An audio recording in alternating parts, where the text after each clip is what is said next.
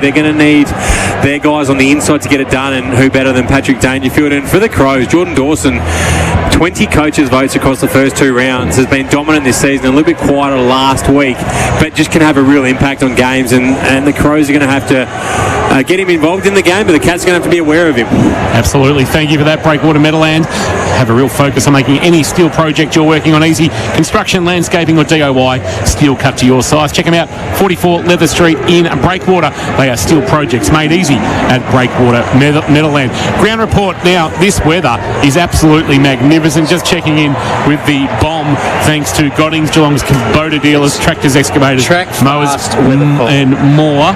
And it is right now in Adelaide. Just bringing up Adelaide here. We've got it's 2003. 22.6 degrees, a very balmy 22.6. Heading for 29 tomorrow and 33 Saturday, 33 Sunday. So that'll be nice and nice and warm for the boys. Just off the coast, Saturday and Sunday. Yes. A couple of boys have tweeted in. Johnny Mack and Snake are listening. Oh, hello, Snake. In the backyard of Snake. So Snake's had 7 effective disposals at Yeski, and Johnny's had 4 assists. So they're going beautifully, the two boys there. And I think they've cooked up some chicken, and they're going to have a big night. Fantastic. Enjoy the call. KROC 955.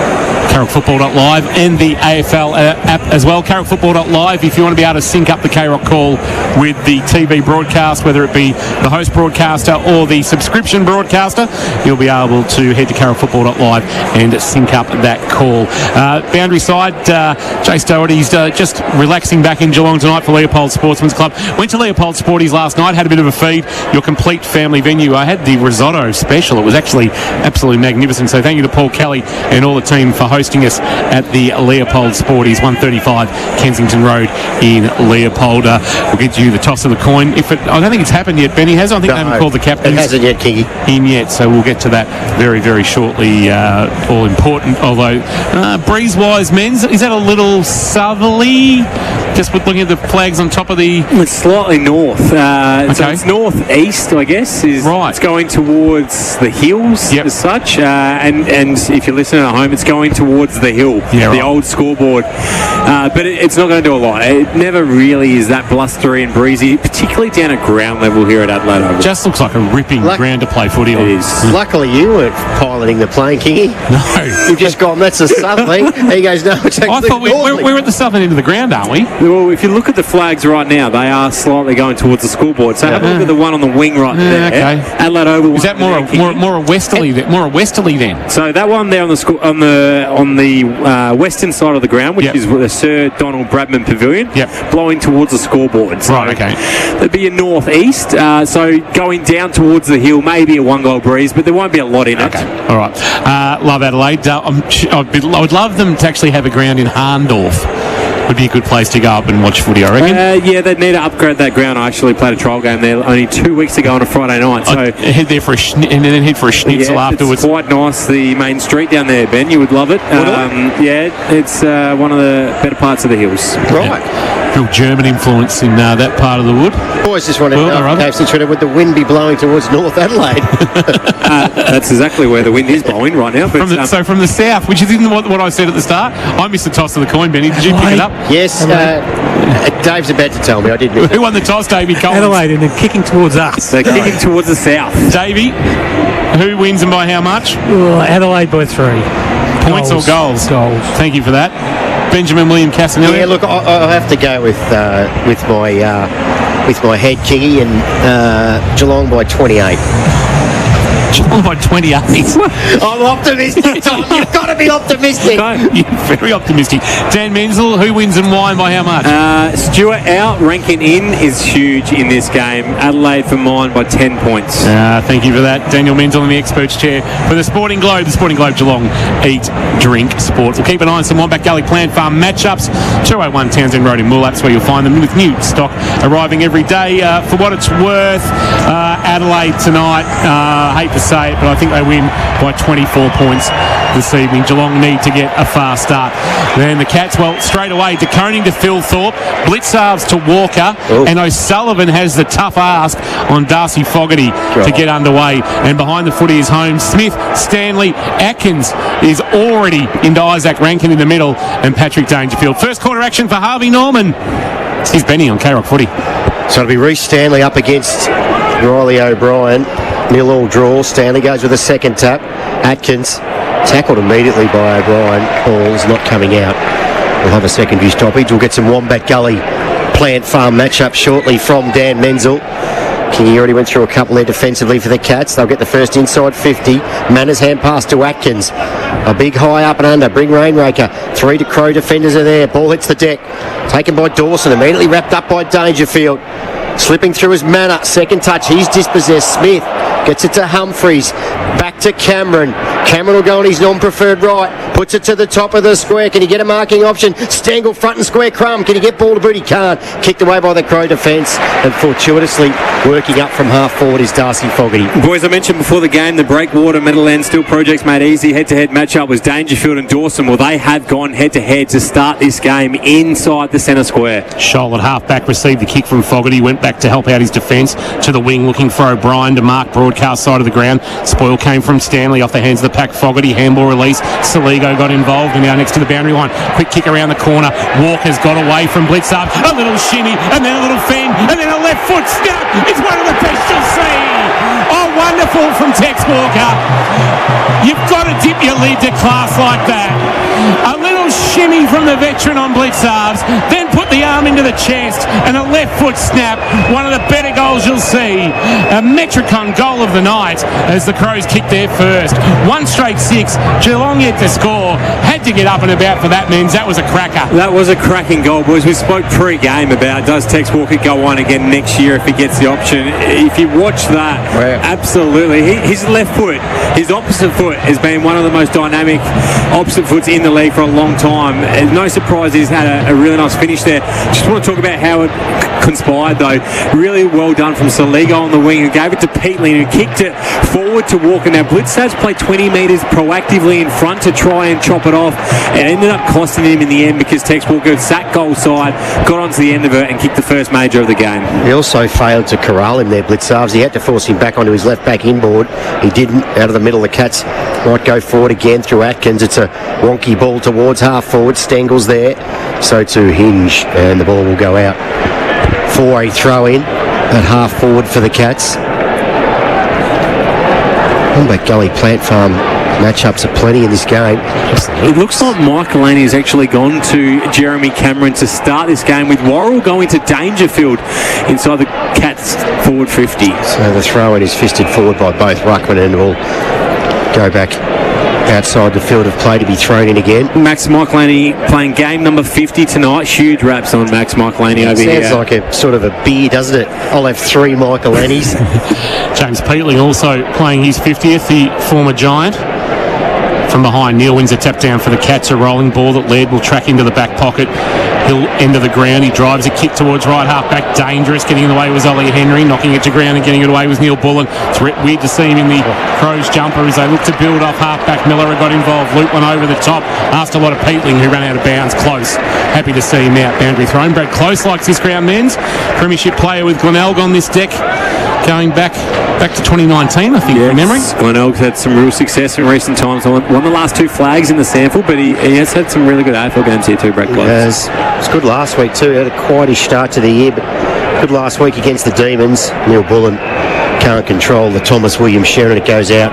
So what it's done for the Crows with the additions of obviously with Peatling, Neil Bullen and Cumming, it's allowed players like Rory Laird to go back to their traditional position of halfback flank instead of having to play on the ball, which just makes them much more balanced across the park, and we're seeing that so far in season 2025. Stanley wrestles, taken by Smith for the Cats, hooks it round the corner, bouncing ball. Neil's up there, did okay. Stengel then support, but he can't keep it in the field of play again, and the ball will be thrown in at half forward for Geelong. Crows have kicked the opening goal, the only score of the match, 1 straight 6. The Cats yet to score. Harvey Norman, Carrara and Warren Ponds, K-Rock. First quarter scoreboard. 4 minutes played on the Bowen Foods time clock, held back into play.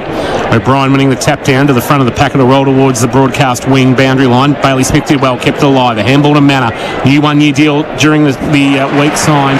He sends it inside 450. It'll be held up inside the Crows' defensive 50. Keane, short. Laird didn't go 15, so he'd be called to play on. We'll go back with a handball to the Irishman Keane, and Keane with that very Mark O'Connor-like kicking style to the wing. Fogarty climbed high and took a Hamlin hanger over the top of Stanley. Got a little ride off his thigh. Handball off, and they'll build from just inside at half forward. Kick inside forward 50. Phil Thorpe with a run over the top of DeConing. Could mark. Holmes cleaned up, got away from Walker, and then kicked on his non-preferred left to half back. He did. He needs Stanley to be good. Ball smacked into the middle. It's going to be a free kick, is it? Coming back to Stanley. Oh, there the boos. The Crows fans not happy. They've got long memories or short memories. Take your pick. Stanley kicks it inboard. He's got Nevitt into the side after missing last week. Mitch Nevitt, young kid from Grovedale, swings the ball towards half forward. Kicks poor though. With Dangerfield no favours, and Worrell took it easy. Basically uncontested mark. Goes wide, very wide in fact. Buses Kingy, as you know. Yep. Don't run out there on Sundays. And Keys marks at halfback. Boys, an interesting matchup for Wombat Gully Plant Farms is Tyson Stengel. He's got Rory Laird going to him, so that's one that you think Geelong should be able to exploit, because Laird's back there to get the ball in his hands. Cats have got the ball forward after a good defensive spoil came from Blitzarves. Kick to the pocket, and Cameron is marked right tight next to the boundary line. The kick coming in from Stengel, and we'll have a shot in the right forward pocket, right under the scoreboard. Can he do a snappity snap Well, from there? it's a long way out. 47 out by the time he kicks his footy, although it does travel particularly down that end as well. So, is it because it's more exposed down there? You get more flight. Steps out, snaps from about 45. He got good purchase, but he's put it across the face, back with the flight. O'Brien couldn't take the mark. It's off hands, out of bounds, and that's probably the next best case scenario for the Cats, that they'll get a stoppage in the left forward pocket. Northern Hill or old scoreboard into the ground, throwing the cathedrals as well at that end. And you're not allowed to call it the City of Churches, are we, King? No, apparently not. I heard you two talking, said it's poo-pooed over here now. Boundary throwing. O'Brien winning the tap down. Quick out of the pack, handball Bowes. Actually, that's going to be Geelong's first score. He's actually handballed it through for a point, and Geelong are on the board. It's taken on the Bowen Foods time clock. 7 minutes. Geelong 1 behind. Adelaide 1 straight 6. Opening quarter action. Thanks to Harvey Norman. Quick kick-ins on the wing. Keys. Humphreys, really a free kick taken by Peatling, the former Giant. Gives to Michael Annie. He goes to half forward. Phil Thorpe. Blitzarves is there. Allows it to bounce. Blitzarves did okay. Phil Thorpe dispossessed, but Keys is there at first in support. Kick around the corner. Wanted Neil Bullen. Mullen did well. Front of Neil Bullen. Handball to Holmes. Will go to DeConing. Now DeConing goes wide. Important one-on-one here. Henry. Ollie Henry did really well. He just removed his direct opponent from the fray. That was Scholl. He runs to the wing. He kicks an absolute stink bomb. That was a mung bean of great proportions. And it went straight onto the chest of Keane, who marks. The former Magpie Irishman goes short to the former Lion Hinge. What will open for Hinge here? He'll go short with a kick to Walker. Still inside the centre square. On his non-preferred left, it's a hack kick. O'Sheen Mullen diving, couldn't get near the footy. DeConing came out, met it beautifully. Got through the tackle of Neil Bullen, gave a handball to Bowes. Bowes kick overshot the mark for close, but Neil fortuitously coming up. Read it best, bounced out of the tackle, gave it off by hand to Humphrey. Humphrey kick over the top. Wasn't great for Dangerfield playing from behind. Dangerfield made it better than what it was. Won the footy back, then lost it in the tackle. Cameron sends a kick to the pocket where Bradley Close is standing all alone. He's lurking. Benny, and there's no better place to lurk than inside forward 50. Yeah, if you're going to lurk anywhere, Kingy, we said it last week, Dan, it's inside forward 50. That's the best spot to lurk. It certainly is, and particularly when you've got players like Paddy Dangerfield that come out and win a contest that he had no right in winning. A really good contested possession win. Jeremy Cameron been busy early in this game, 4 disposals. Close on the snap. Close as Bennett around the left-hand goal post for a goal. First on the board for the Cats. Boos of the Adelaide fans. And Geelong lead by a point on the first quarter. K-Rock, Harvey Norman, Corio and Warren Pond scoreboard. Best brands, best range, best prices guaranteed at Harvey Norman. Geelong 117. The Crows are 1 straight 6. Yeah, a really positive start for the Cats and some of their individuals on the stat sheet, thanks to Kurt's higher quality equipment for hire and sales. We mentioned Jeremy Cameron pre-game. I'm surprised that Michael Laney has gone to him and not Worrell. That was the expected matchup. Michael Laney's gone to him and he's had a bit of freedom early, Cameron. He's certainly got involved in this game. A goal assist right there to Brad Close. But the other one that the Crows will be disappointed in is the stoppages and the centre bounces at the moment. The Cats are 4-1 up in clearances, so they are winning the ball at the source, and as a result they get their dues and they get their rewards. Already had 4 touches, Kerrs high, Jeremy Cameron, 2 inside 50s. Goal assist there. Neil having a run in the ruck for the Cats. Slapped it down to Saligo, who's ridden Jim Cassidy's sort of style on Kiwi in the 83 Melbourne Cup. And the ball will be thrown up again, smack bang in the middle of the Adelaide Oval. Neil, Dangerfield, quick hand pass to Bose. Bose throws it on the right shoe. A high ball inside forward 50. Cameron's there, can't mark, gets out the back.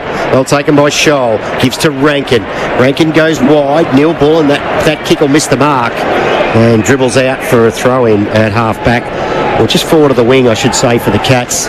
I know he didn't take the mark, Benz, but it's just nice to see the ball kicked to Jeremy Cameron coming up on a leader in a one-on-one. Yep, absolutely it is. And again, it's predictable for the small forward. Stengel, again, a really nice matchup as a free kick's been pulled here. Yeah, not sure what for. Crows.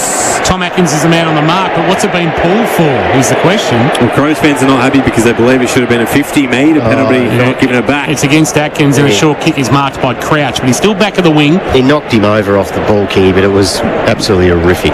Broadcast side, he'll concede inside defensive 50 and all the way back to Keane, who plays on, runs past Patrick Dangerfield, confronted by Myers, has a bounce after running his full measure, and he just checks the kick nicely for Laird. So, boys, just quickly, a directive here clearly from the Crows coaching staff is let's kick mark, let's control the game. Geelong had 165 marks last week. Adelaide already 14-4 up early in this game. Long ball, Neil going back defensively to help out, couldn't complete the mark, front of the pack, Neil ball, Walker on his right this time, snap around the goal post, didn't snap it enough because it hit the post about a third of the way up. Geelong dodge a bullet there. 1-1-7 apiece. Opening quarter action for Harvey Norman, Corio and Warren Ponds as Humphrey's short kick is marked in the left back pocket by Manor, who'll come across the face of his offensive goal to Holmes to the right back pocket. Holmes can mark and play on. He hasn't got a whole lot on up forward. He goes to Dempsey. That's not a great kick. It's a poor kick. In fact, did Dempsey no favours, and that Isaac Cumming, the former Giant, getting across to force the ball out. That switch kick's great, but when Holmes marks and then plays on, there's absolutely fresh air on it. Did not need to play on there. Again, I mentioned that the Crows have taken 14 marks to 4 in this game. They've dictated the tempo a little bit. The Cats have probably been on top around the ball, but the Crows are dictating that on the outside. They have. Saligo rove the crumb from the throw-in round the corner. Phil ball. He just removed decoding, had a metre on him, chest mark. And he's a giant of a man. Well, they don't list their weights anymore for reasons. It's over 100 kilograms. There'd have to be 3 figures. Well, he's 201 centimetres. When he first got drafted at pick 2, I believe it was, I played against him in the sample in the Crows sample team, and he was very skinny. Put on a lot of size. 14 goals comes in, and he has not added to his total. He got on the scales last week, and it just said 1 at a time. So that's how big he is. But he misses there, and the Crows lead by that margin. 1-2 plays 1-1. Holmes short kick in, marked by O'Connor, who gave it back to Holmes. He's kicked to no man's land. Humphrey went to go off the ground. If it had got out the front, Dempsey was away, but it deflected back towards Humphrey. He got a handball on the up. Atkins, Myers next to the boundary line, a little fumble, then tried to dribble it like a basketball and has turned it over, but the quick kick will go out on the full from Rankin and be a free kick to the Cats at right half back. So we talked about it. Tex is trying to claim the mark. It was clearly out the full. Geelong playing a little bit more, not kamikaze, but with a lot more speed when they get the footy. Adelaide a lot more methodical at the moment.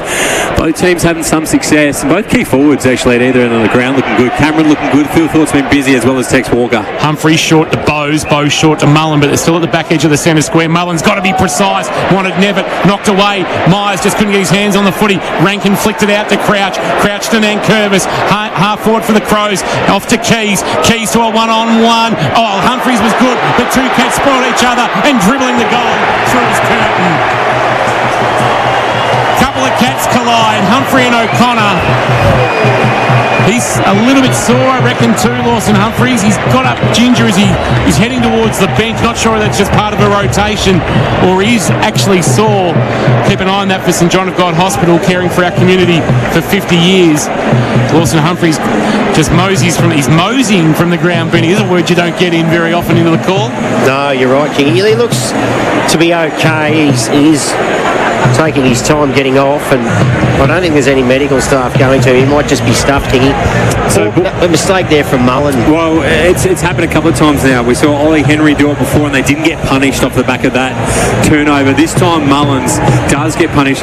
The reason is they're going too fast with the footy, the Cats. Now, when you're out, you can absolutely make the Crows pay, but they can just allow their defenders and their mids to spread a little bit more so that kick's actually on. He just rushed it, and as a result, the Crows are able to come forward and turn it over. So, back in the middle, the spill of Bowes off the ruckman's hands. He goes with a wonky ball to half forward. Dempsey backtracking, did well with the flight of the ball, read it nicely and took a mark. 55 from home, too far out to score. He goes into the pocket. He wants a leading teammate. He wanted Cameron, slapped away from him. Myers is there. Had a few fumbles early on in this game. Dangerfield handballs back to Dempsey. Dempsey puts it back from whence it came, the top of the square. Dawson went up there to look at the ball. Off hands. It'll spill. Good smother by Close. Manor close to the boundary around the corner. Oh, he had his flying shot at goal. And Worrell is there to see it through. For a minor score. Margin is 6. 2-2 the Crows. The Cats 1-8. Harvey Norman, Crow and Warren Ponds. Best bands, best range, best prices guaranteed at Harvey Norman. Crow and Warren Ponds. It does look dangerous up there, Jeremy Cameron. He's got a lot of separation from Michael Annie at the moment. Long high ball to half back, and Zach Guthrie on the juggle takes a good mark despite the pressure of Phil Thorpe coming over the top. Going back to the black boots, Zach Guthrie. Number 1 for marks in the competition. Oh, that might be a 50-metre penalty, and Zach Guthrie's going to have a rare shot at goal. That'll do. Hasn't kicked one this year and just has 14 in his 106 games coming in tonight, but this will take him to about 25 out, just left of centre, and a chance to tie the scores up. Not sure what the 50 was for. It's saying it was against Thilthorpe. Maybe he didn't come back on the mark. I think he was moving on the mark, which we don't see a lot of them paid anymore. Zach Guthrie, this for a player of his talent should be rudimentary from 30 metres out, straight over the goal umpire's hat. And we've got a double Desmond 2-2. 2-2-14 Geelong, 2-2-14 the Adelaide Crows. The Archbishop, may he rest in peace. Opening quarter action thanks to Harvey Norman, Cryo and Warren Ponds. Best brands, best range, best prices guaranteed at Harvey Norman. Here's Dan Mental in the experts chair for the Sporting Globe. It's probably deserved that goal, to be honest. The Cats have been much better around the ball. Just a couple of costly turnovers have been the reason why the Crows have hit the scoreboard so far in this game. You called it Kingy, rudimentary or rudimental, who were pre-game highlights and warm-up and entertainment here at the Adelaide Oval, which is packed out. It is chock-a-block. Have a look at the hill, Benny. It is, I mean, I know you're busy up here, but it would be fantastic to be out there either tonight, tomorrow night, Saturday or Sunday. Just a couple of brown bubbly ones. Yeah, just a couple. It is. It's chock-a-block up there. I think that is a good expression. We don't hear that often enough. Menz, you brought that back to Carrot footy. Chock-a-block. Smith's hand pass, Stanley's hand pass, Miss Smith. Atkins was taken high. In went Crouch. Ferret's a handball to Keys. Keys on the wing. Round the corner. He wanted Walker. Blitzar's dropped what he should have taken. That allowed Walker in. Trying to get a hand pass. The Cats there in numbers. Atkins dropped it off. And it's going to be a free kick, is it? And it's going to Smith. Been quiet, Benny? They're not happy. Bailey Smith, he's been busy. Just hasn't seen a lot of him. He's had the most disposals on the ground. That's number 6. 6 possession curves high. Just a lot of inside stuff. A bit like that wind blowing north. He's 7 on the 1-2. I reckon I haven't called his name once. I've now called him because he's kicked to the wing broadcast side and it's marked by De Koning. Can the Cats build something from here? De Koning will just set a kick up, asking a lot of Zach Guthrie and also Manor, and neither get anywhere near it. And it's taken by Worrell, who has it at right half back. That's Worrell's role, is that roll-off, drop-off. It's why he's not on camera, and it's a poor kick by Worrell. He went to go looking for Dawson. Over the top came De Koning, couldn't complete the mark. Curtin was good at the base of the pack, and now kick out of the pack was okay. And a fine Scholl at right half forward. Scholl wants to swing back onto his right boot, and he goes short, and he finds a target. It's a good kick in the end. And Sid Draper, pick 4, nibs a handball off, cruising past, but having a flying shot at goal and missing everything is his skipper Dawson. Actually, no, just snuck it in from behind. And it's through for a minor score, and the Crows take back the lead. This is an entertaining clash, men's, as we've gone on the Barwon Foods time clock almost 19 minutes. Yeah, the Crows are the number one attacking team in the competition, and Geelong wants pace on the game, one of the fastest teams in the comp. So there's no surprise that we are seeing a good score put on the board tonight for both sides. Quick in with the Bose, who plays on. He goes to the wing. He wanted close. Miller did really well, affected the spoil without giving away a free kick. Handball comes over to the ex-demon in Neil Bull, and he comes inboard. Peatling, another former, this time of the Giants. He wants to go wide, all alone. To Keys, can play on, and he can kick the goal. That's too easy. Too easy there from the Crows. No one within 25 metres of Keys, who's become a real player after a career at Brisbane, has come to the Crows, best and fairest last year, and they lead by 7 points, 3-3-21, Geelong at 2-2-14.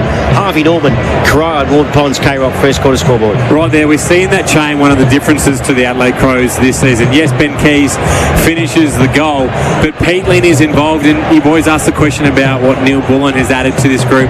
He gets up the ground, he gets involved on the halfback flank, and he just distributes the ball beautifully. He barely misses the target. He finds one inside there, which just breaks the bubble, and they're able to get the ball out the back against the Cats.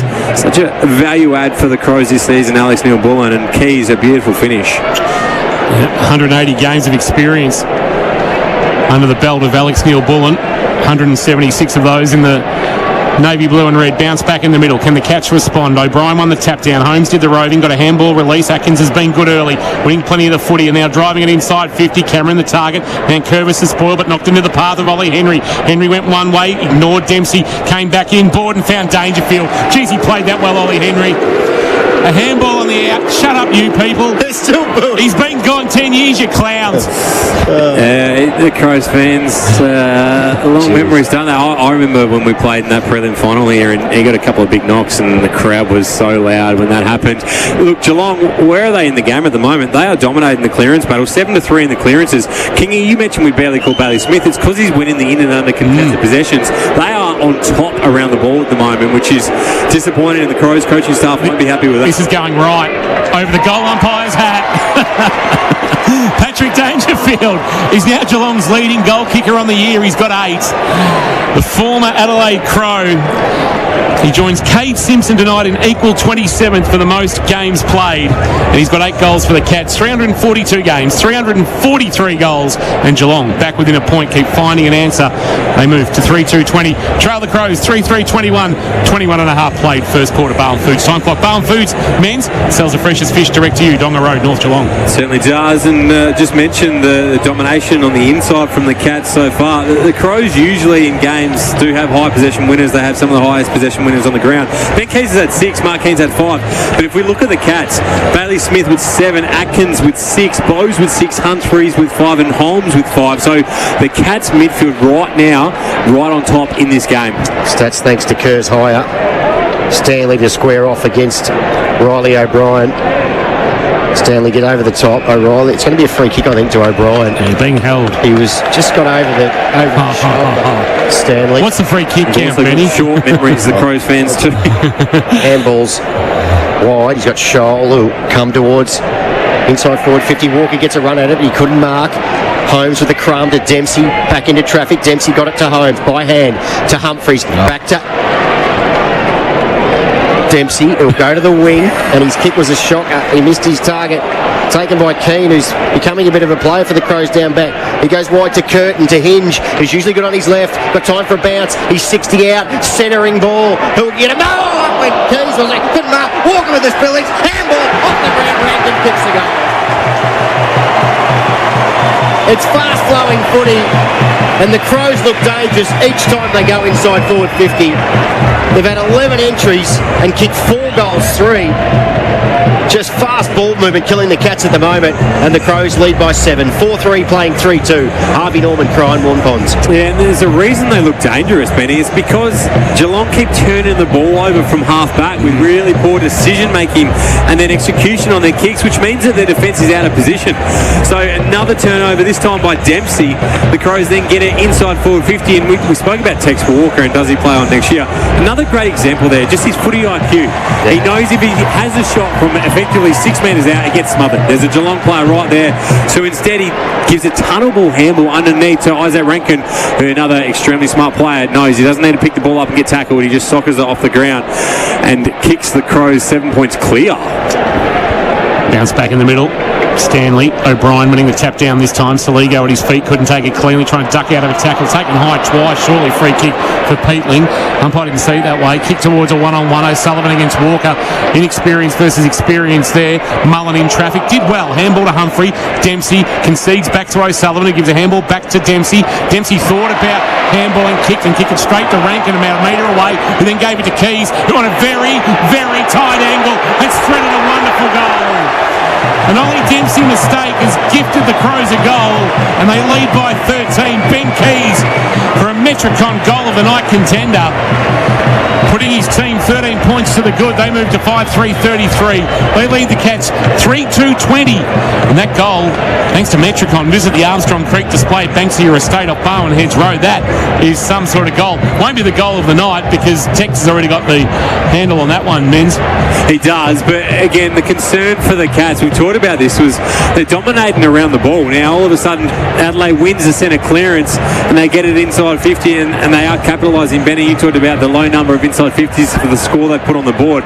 They are averaging 125 points a game. They're the number one team in the competition by a mile when it comes to attack early on in the season, and they're showing why here. 5 goals, 3 already in this opening quarter, and they are potent when they go forward. Keys becomes the 4th Crow to 10 goals for the season. I think they've kicked, 4 of their 5 from turnovers in the Cats. And Dempsey, the last 2, has cost the Cats big time. Back in the middle, Holmes fighting at ground level. Smith's there. He drives a high ball in the direction of Dangerfield. All players fell over. Hinge slaps it in the direction of his teammate. Taken by Stengel. Can he keep it in the field of play? He can't. And it's Scholl wrestling with Stengel. And they'll throw it in. Inside forward 50 for the Cats. Dangerfield mixing time forward and midfield. On this occasion, he's stationed deep inside forward 50 for the Cats. O'Brien and Neal to do the ruck work. Right forward pocket, northern end of the ground. Quick clearing kick came from Laird. A high floating ball. Stanley positioning himself to spoil. O'Sullivan did the same. The front of the pack, Holmes knocked into the path of Smith. Humphreys in traffic. Was able to get a boot on the ball. Did it go 15 for Stengel? Just. Did well, Humphreys. Geez, he keeps his cool in a crisis. Now, Stengel thought about giving it to Bailey Smith, and Stengel was well aware that Ben Keys was ready to shut that down and said, nah, get out of here, I'm going to have a go. Well, they'll kick this from about 52 metres out, which when Tice kicks through the ball, is a nice kick for goal. So I don't mind that he didn't give that handball. Really well done in the contest. You called it by Lawson Humphreys to hold his core strength and be able to get the boot on it, because Stengel just gets in fortuitous positions, ends up getting the mark and having the shot at goal. 14 games and 13 goals of the Tricolours. For Tyson Stengel, who'll just swing out to get some distance from right on the logo at right half forward. Won't have the distance. Gets to the goal square. Off the ground goes Manor, but he's missed everything. He was wide of the net. He put that back into the cop. And somebody's throwing it back from the crowd, and the margin is 2 goals. 3-3-21, plays 5-3-33. The Crows lead by 12, 27 minutes played. Bowen Foods time clock. Opening quarter action. Gather round from Adelaide Oval on K-Rock Football. Kick in to the pocket to Laird, who plays on. Comes down the line. Fogarty's there. He removed Blitzarves, and the umpire said it was illegal. Just used excessive force. And Blitzarves will handball to Zach Guthrie sweeping by. He pops a long ball inside 450. Huge pack is there. Neal removed his man. Ground level. Crows first there. Well, Saligo was taken too high by Dangerfield. Overzealous was the Cat skipper. Free kick got him around the cranium, and Saligo, well, just looking for one of the rare slow plays from the back pocket. High ball to half-back. Fogarty had to spoil, and Blitzarves at the front of the pack was Nevitt for the Cats. High left foot kick over the top. Ali Henry couldn't take the mark, brought it to ground. Saligo near the boundary line, ran out of room, although kept it alive to Millerer. Millerer jammed it on the boot. It should land on the chest of Stanley, who will make the most of his opportunity, you would suspect, over the next month. In the absence of Jack Henry, Cats forced to just recalibrate how they look in defence, and that will open the door for the number one for a while, you'd suspect. He goes short to O'Sullivan in the middle of the ground, who then sent it to the outer wing. Mullen's kick was taken on the half volley by Humphrey, but time to turn around and put it into the waiting arms of Myers, who then fired a handball forward to Holmes. Holmes from 55 metres out sends it long to the goal scorer, and Ollie Henry, uncontested, as marked. How does that happen, Dan Menzel? They got him out the back, and the reason they got him out the back is because Geelong didn't go with such speed and turn it over this time. They actually found 3 or 4 marks in the chain. They were able to shift the ball and shift the angles to the open side of the ground, and the Crows, as a result, didn't quite shift on defence. 50th game for the Cats. The former Magpie kicks his first of the night, just his 5th of the season, and the Cats pull back to within a goal. That's one against the grain for the moment. 5-3-33 the Crows, 4-3-27 the Cats in this opening quarter. That on the Bowen Foods time clock has gone 29 minutes, and in the expert chair for the Sporting Globe, here's Men's. There's only been 14 tackles in this game, 8-6 in the game, and it does reflect the spectacle we're seeing. It is a high quality game of footy. It's not a congested and contested game. It is an open game. Yes, there are turnovers, but 5-3 to 4-3, close towards the end of the opening quarter. It has been an enthralling matchup so far, and if you paid your money to get in tonight, and there's a lot of people that have, you'll be very happy with what you're seeing as a spectacle. Absolutely. It's end to end. 15 inside 50s to 13. The Cats are actually +2 in that stat. Not much in contested possession or uncontested possession. Ball's back in the middle. We've got 2.5 minutes remaining till quarter time on the Bowen Foods time clock, and Skew whiff bounce, Benny. that was skew whiff. That's landed sort of at the snake pit. Into the air for Stanley and O'Brien. Crouch did the roving, dropped in the tackle and dumped as Dawson. That might be a free kick, I reckon, against Jack Bowes. He just held on too long. Called to play on now, Dawson. He drives a kick. He's going to put it straight into the waiting arms of O'Sullivan, who took it on the bounce for Geelong, and then drives a kick to the wing. Ollie Dempsey got up again. Caused a spillage. No, that's insufficient. Well, unrealistic attempt, you should say. The ball is on the wing, next to the boundary line. For the Cats, I mean, the ball coming in quickly. Oh, Miller has turned it over. Kicked it straight to Dangerfield. Sorry, Benny. Handball over the top. Dempsey, hands and knees. Gave it back to Dangerfield. Dangerfield, 45 out from goal. Checked the kick beautifully back to about 40 out. 45 out, Neil. What about that from Ollie Dempsey? Superman in giving the handball back to Paddy Dangerfield. Well, what about that from Paddy Dangerfield? First of all, to read that Lockie Scholl might actually kick that ball inside. He absolutely telegraphed that Lockie Scholl. It was a really poor decision. Dangerfield gets there with his closing speed. It's still elite at the age of 35, and then he just beautiful distribution inside 50 to Shannon Neal. Turned 35 last Saturday. The skipper Neal from 51 metres out starts it right, and that is where it will stay. He never drew the way he would have liked that they're going to be looking for over the next 4 days at Augusta National, Benny. I will be. Who do you like, Benny? Who do I like? Greg Norman. Is he playing? I don't think Greg's playing. The Shark. What about the Shark? You like the gentleman? Where's he from? Sweden or Norway? Adberg. Ludwig. Yeah, Ludwig. I like the goal zone from here. The winner, Joaquin Neiman. Oh yeah. Ooh, well, whack him. He played. Anyway, we're going to get thrown off here. We're going to get thrown off here in a minute. So the footy's still going if you just joined us, and it's gone out of bounds just outside 50 for the Cats. Well, you were about to mention there's good signs for the Cats with the way the game's gone. It is, but what I will say is the Crows haven't been great around the ball. So if they can get a bit more midfield ascendancy, the turnovers have been the thing that have actually cost the Cats so far in this game. O'Brien and Stanley engage. Front of the pack, Crouch. A handball release to Hinge in the former line. Able to step through the tackle of Manor and go short to another former line, but missed Keys. Too much on it. Taken by Oh, that's a little overzealous. That tackle, I suspect, from James Peatling. He slung him and drove him into the turf, and O'Shea Mullen does get up. That's something that they don't get in the Gaelic game.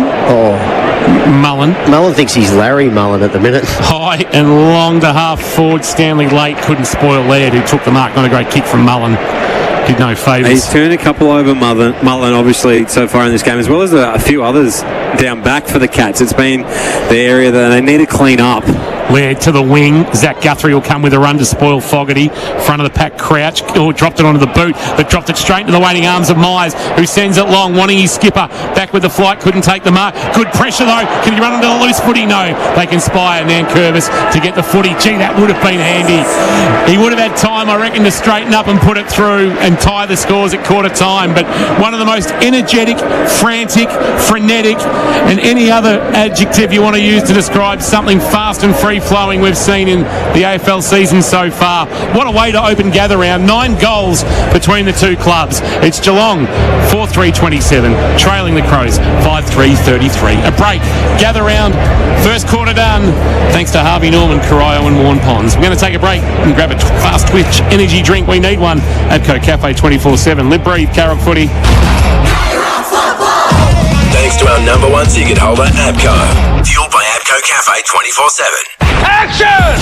Great Ocean Odes is our weekly program here at K-Rock that celebrates local artists and local shows around Geelong and the Surf Coast. Usually you'll hear it Wednesday evenings at 7 p.m, but for one special episode, we'll be live this Saturday morning at Pop Culture Records. To celebrate National Record Store Day, they'll be open from 9 with great new releases and savings throughout the store. Then we'll be there from 10 a.m. for K-Rock's Great Ocean Odes live, jam-packed with local music and live performances from Bliss and Noah Vernon. Catch the action Saturday from 10 a.m. upstairs at Pop Culture Records, 96 Ryrie Street, Geelong. Would love to see you there and hear it on K-Rock 955.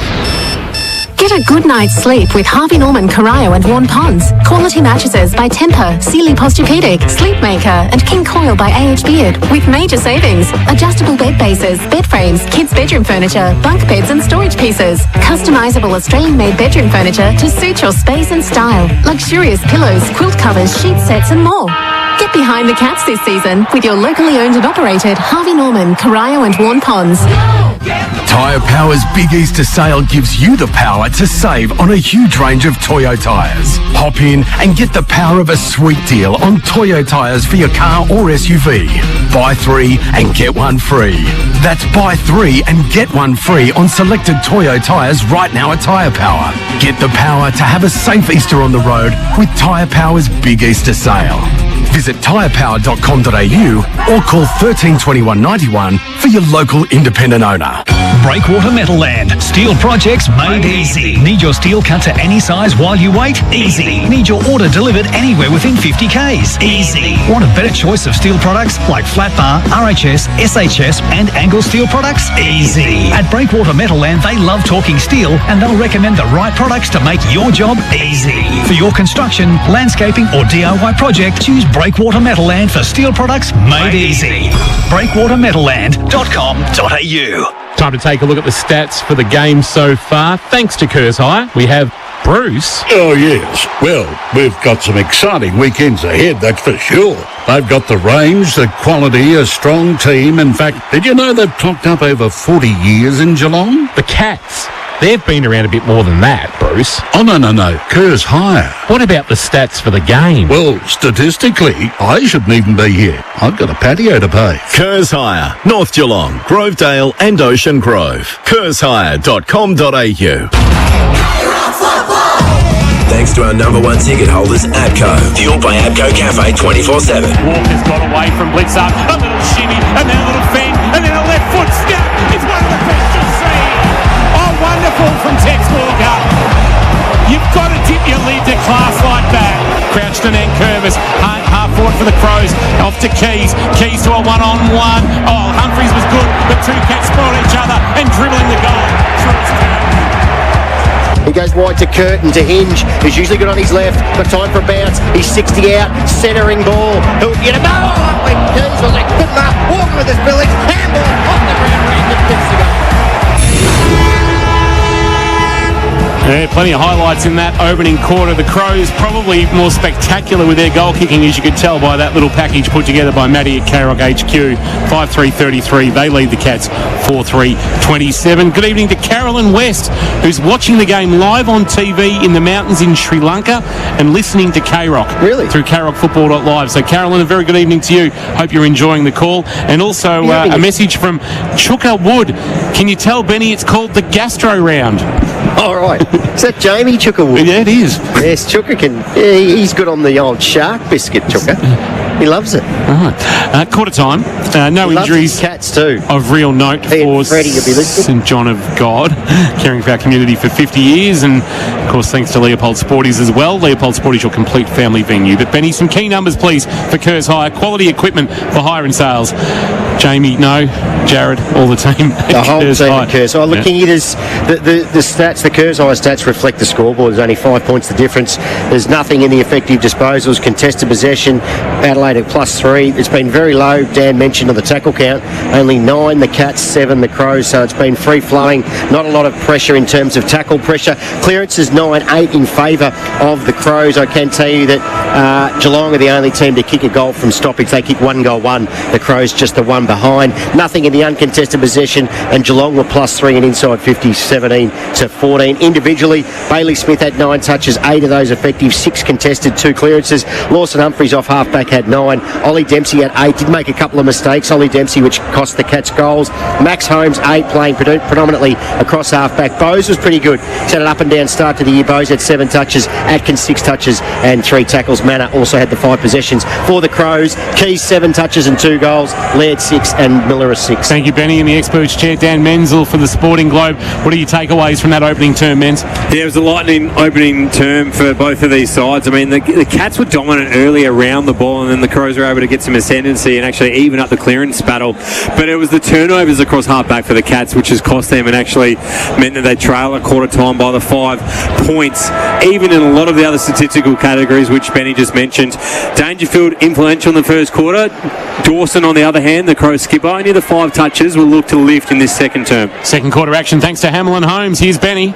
It'll be O'Brien up against Stanley. Stanley won the tap, but straight to Dawson, who's immediately tackled and didn't try to release the ball there. Sometimes they pay those holding the ball. There was certainly no prior, but he just succumbed in the tackle. O'Brien again against Smith. Against Stanley, I should say. It spills to Smith, who had a fumble.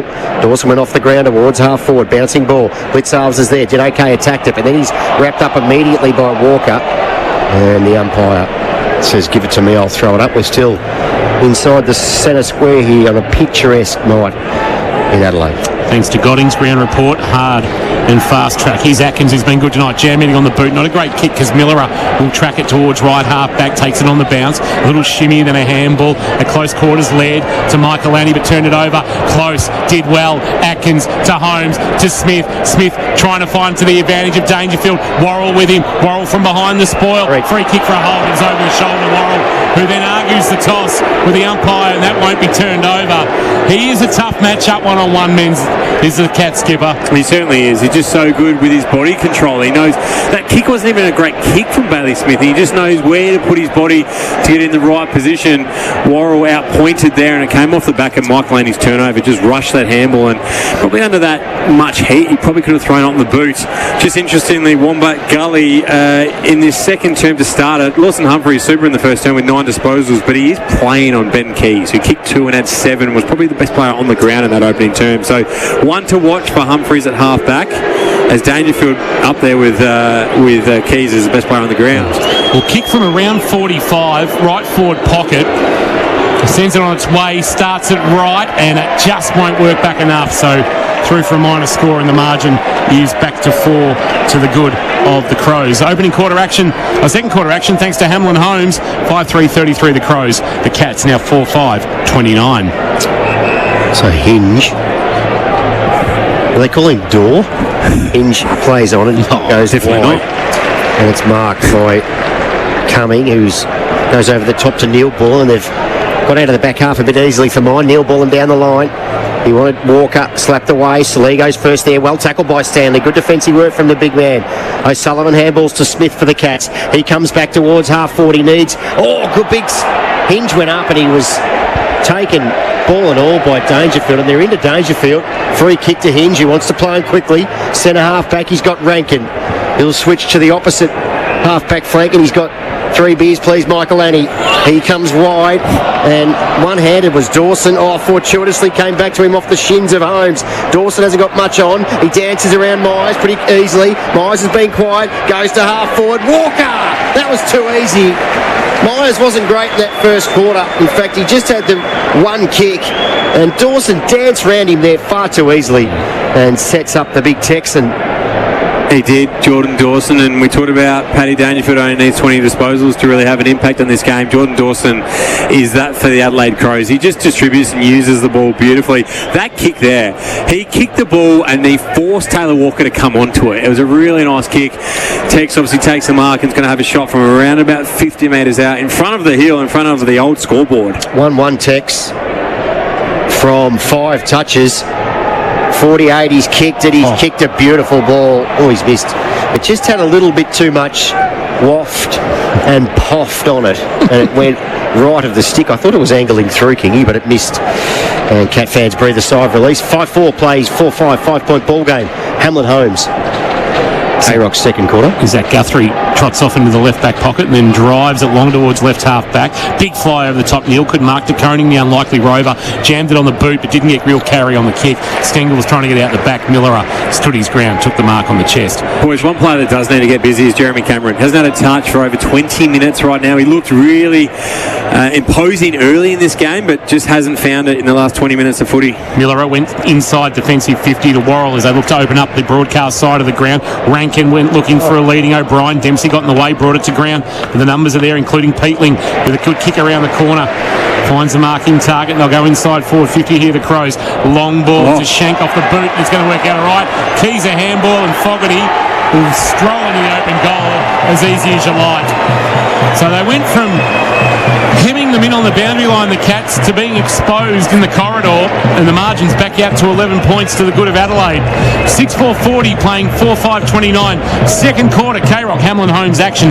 Hamlin Holmes has a new custom home in Torquay, open by appointment. The home team leading this one now by 11 points. If you're Ben Keys, you just know it's going to be your night. He's kicked a couple of goals, kicked a beautiful one from the boundary in that opening term.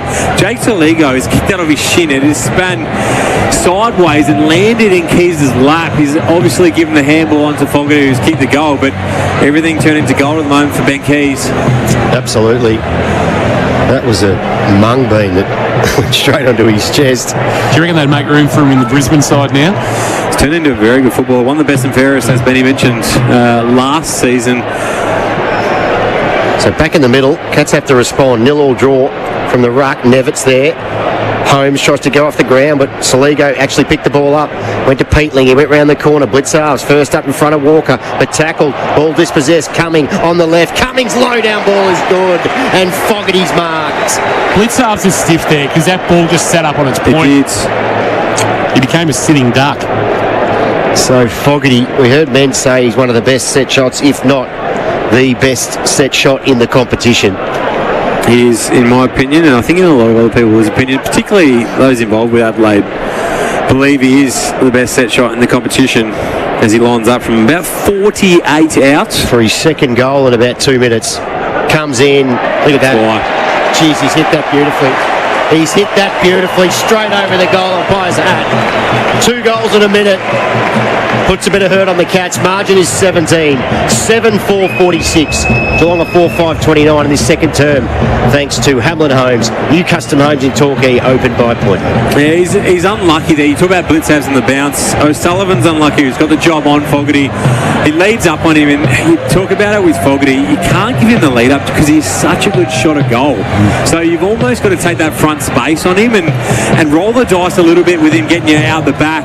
As a result, a really nice kick inside 50 from Cumming, who hits him on the chest. And when you're kicking the ball as well as Darcy Fogarty is, the confidence that you have lining up and coming in, you just know that you're going to kick through the ball beautifully and it's going to go through. And we see it again there, a really nice finish. And all of a sudden, again, talked about how potent this lineup is. They've already kicked 7 majors now, and we're only a handful of minutes into this second term. Averaging 125 points a game coming in. Well on track there. Stanley the tap down. Smith the roving handball release. Got it back to Stanley. Stanley snaps it around the body inside 50. Flying down curve. It's going to be a free kick for a hole going to the Cats, I reckon. And I think it's going to go to Ollie Henry. I reckon he's being held on to. I don't think they can argue that, Crows fans. Ollie Henry was legitimately being held on to in that marking contest. And the shot at goal coming around might have been Worrell again, who's Just maybe a couple of nervous moments for him. It's a really good point, Kingy. Worrell has turned into a very good footballer, but I did actually play against him in the Sample early days. When he gets nervous, he does grab and hold, and we've seen that in the last couple of occasions. Cats need this from 48 out. Oh, he shanked it, Ollie Henry. Oh, shanked it badly. Ollie Dempsey over the top, though, has reeled in a Hamlin hanger. Over the top. Crows fans are not happy because I reckon first hands on the footy belong to Shoal. It should be play on. It's a poor decision. I think the umpire's just been a little bit blindsided potentially behind the player. Hamlin Holmes will give it a Hamlin hanger. Oh, that's bad. Replay. Oh, Adelaide fans, if they were unhappy last Saturday, they're going absolutely bananas tonight. Dempsey steps, Dempsey snaps, Dempsey kicks a much-needed goal. Cat fans like it, Crows fans hate it. Ollie Dempsey has his first of the evening, 6 on the season. And the margin is back to 11 points and a bit more manageable for the Cats. Second quarter, K-Rock Hamlin Holmes scoreboard. Hamlin Holmes, a new custom home in Torquay, Benny, opened by appointment.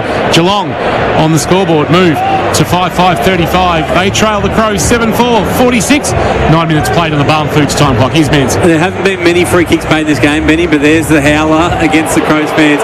It is almost a mark to Lockie Shoal before. Well, it probably has to be marked to Shoal. Takes the ball out of his hands. It is a howler from the umpire to pay that a mark. You pay it play on if you're not sure. But again, all of a sudden, Ollie Henry's shank turns into a goal assist. That was a terrible shot at goal. That's on Ollie Henry. That gives you a bit of an idea, I think, of the confidence he's playing with. That would have hit the inside of his big toe. Wouldn't have hit the other 4 toes on the boot. So back in the middle, Neil. Brilliantly down from O'Brien to Crouch. He got it to Peatling. Peatling puts a high ball. It's already at the top of the square. Getting back to Koenig did well. He moved the old curtains out of the way there and took the mark defensively. Playing really well, Sam DeConing. He's held Philthorpe really quiet so far in this game. His kick wasn't great. He's kicked it straight to Riley O'Brien. He kicks it back inside forward 50. And guess who? Fogarty. This will surely test him. If he kicks this, kick from 50, he's outside the field of play. Why is he looking to the best kick in the league? Yes, it'll be from 52 metres outside the boundary. He's kicked 2, and Men says we should be marking this one down. Off the KFC X, be nice if Max Holmes would bodyline a ball from Kerry James. So, Fogarty, he's hoisted that high, and the distance was probably always going to be a concern. He did get the distance, but in doing that, he's faded it off into the right trap, and it will require a sand on. The Cats will play on quickly. 47 playing 35, margin 12. Oh, Mark Blitzars with his non-preferred left. Dempsey couldn't come up at the footy, trying to hope that the ball stayed in the field of play. And it was knocked out of bounds defensively. It might have been Fogarty who actually provided that spoil. I thought he got told to put that left foot away when I was playing at the Cats. It's actually sometimes more effective than he's right, to be honest. Ball back into play. Shannon Neal doing the ruck work. Got front position, but O'Brien from behind won the tap down. Saligo grabbed it, tried to barge through the pack, jammed it on the boot, rolled it towards centre half forward. Mark O'Connor got in the way, took the footy, couldn't get a handball release. So we've a ball up as he's brought to ground by Sid Draper at the edge of the centre square, favouring the Crows. Heading to the northern or old scoreboard end. Barn Foods time clock has ticked past 11 and a half minutes, and the Cats, they trail by 10. 12. Crouch starting to win a few skirmishes. Crouch to Peatling to Laird. High ball inside forward 50. Getting back there was DeConing. He couldn't mark ground level. Cats will work it out through to Koenig. Got it to Smith. Bailey Smith to the wing, and it's going to come back because he's kicked it straight to Nankervis. Yeah, not his greatest kick from Bailey Smith, but what I will say, watching him live for the first time here in Cats colours, his transition from the contest is as good as anyone on the ground. Calls for 50 as Manor came to the mark against Keane. He'll send it inside 50. Oh, well read. Hamlin hanger contender off the boot. It was well judged by O'Connor. Put his body on the line. Good mark. And then a handball wide to Holmes. Holmes to space. Nevitt. Dempsey had to stop, prop, and then kick to Nevitt. It didn't go 15, so Nevitt's got trouble now, and the umpire says give it to me, when really that should be holding the ball. I reckon that kicks 15. That should be paid. Yeah. That should be paid. Umpire puts it in there just outside 50 for the Cats. He'll try to knock it inside forward 50. Head over the ball, Saligo. Chance here for the Crows. Laird got a good block from Keane. Handball to Crouch. Michael Annie in game 50. That will go out in the full, will it? It'll flirt with the boundary. O'Sullivan, big spoil over the top. Knocked it away from Fogarty right next to the boundary line. Crows fans again. Another reason to boo. The Grind Myers has got gastro himself, but He can't get near it. They're struggling. He looks slower than the Treat. half-forward flankers are struggling for the Cats. Closest had the 2 disposals. Stengel just the 2 disposals as well. Ollie Henry now the 4. Holmes. Handballs to Nevitt. Oh, he was taken high, Nevitt. That's a free kick, surely. Play on advantage. Holmes will take it. He'll go high. He'll go wide. He'll go to the top of the square. Ground level ball. Worrell's there. Ollie Henry kept his feet. Worrell didn't. Ball at ground level. Fortuitously came back to Keane. He got it to Draper. Look at the burst. Burst. The hand pass wasn't great. Sets Aligo a task. The Cats could be in here. It's built to Atkins. Atkins goes into the pocket. And 50 against Geelong. And it's a free kick, is it? Yeah, free kick. And then a 50-metre penalty. Not sure who the free kick. Hands in the back. So that tackle, or that Jack Bowes where he came forward to impact the contest, was adjudicated as push in the back. Where? Hence the 50-metre penalty because the play went on. But no, in the I don't think anybody heard the whistle, to be honest. I don't either. I think Chris Scott was just on the screen. Saligo to 20 out from goal from the side. Fogarty flew, ball at ground level. Fogarty dived in on it. He's dived upon. That should be holding the ball, but it's never going to be paid. When you dive in like that on the ground, you don't get rid of it. You really should be pinged. Was it even a free kick? No, I don't think. I think you let that go. Walker tapped down, trying to barge his way through and throw it on the boot was Draper. He had a fresh airy. Ball spilled towards De Koning. O'Connor in trouble. De Koning kept his head, gave it to Bowes. Jammed it on the outside of the right boot, but straight to Miller, who under pressure from Neil took a good mark. Miller can pump it back in. Goes with a low ball. It's a good one. No, couldn't mark there. Rankin spills to Dempsey. Working hard. Bowes handballs to O'Sullivan. O'Sullivan's kick is brilliantly smothered. Dribbling ball, Nankervis. Tackled by Manor. Not before released to Cumming. Cummings' low down ball is good. And Fogarty marks. Geelong, there's been an Achilles heel tonight. It's getting the kick out of the back half. On 4 or 5 occasions, it's been poor. And on 4 or 5 occasions, Adelaide have made them pay. And this might be another one to add to the book. Fogarty is a brilliant set shot. He'll kick from about 45 on a 45-degree angle. Distance will be no problem. And this to put the Crows 18 points to the good off another turnover. Look at that. That is just, the umpire did not have to move a muscle. He's got 3 all in this second term. And the Crows start to edge away from the Cats. 8-5-53. Geelong a 5-5-35. And that's happening. Hamlin Holmes. Great to have Hamlin Holmes on board, K-Rock style. And it's why the turnovers are killing the Cats at the moment, because Darcy Fogarty, Tex Walker, they want to lead up at the ball. And when they do that, they're getting hit up beautifully. And as a result, great kicks a goal. Darcy Fogarty makes no mistake again. It means that for guys like O'Sullivan, it's really difficult to man up on him because you're only a metre or 2 off. It was Guthrie on that occasion, and it's not good enough because he delivers. You mentioned, Benny, in terms of the small forwards for the Cats not getting involved, and Graham Myers only having had the 2 disposals. I would like to see the Cats with a bit more composure across the middle of the ground. Obviously out of half back, they've only had the 28 marks in this game. Now remember last week they had 165 in the match, so it's not allowing their small forwards who are working up the ground really high time to get back and actually get involved in the play. Stengel's had 1 effective disposal. Myers has had 2. Close has had 2. Stanley won the tap down against Thilthorpe, but Thilthorpe will do the roving and then give it onto his left boot. Kick towards centre half forward over the head of Saligo, but bounced nicely for Walker, who shrugged off the tackle of Humphreys. Open goal square, and Tex goes bang. Back-to-back goals, and the margin is a game-high 24 points.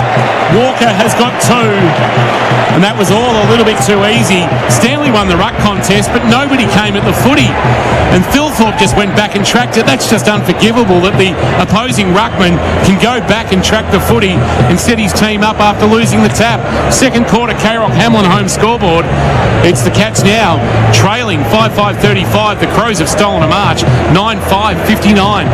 Now, I mentioned in the first quarter, Benny, that the concerns for the Cats was they were dominating around the ball.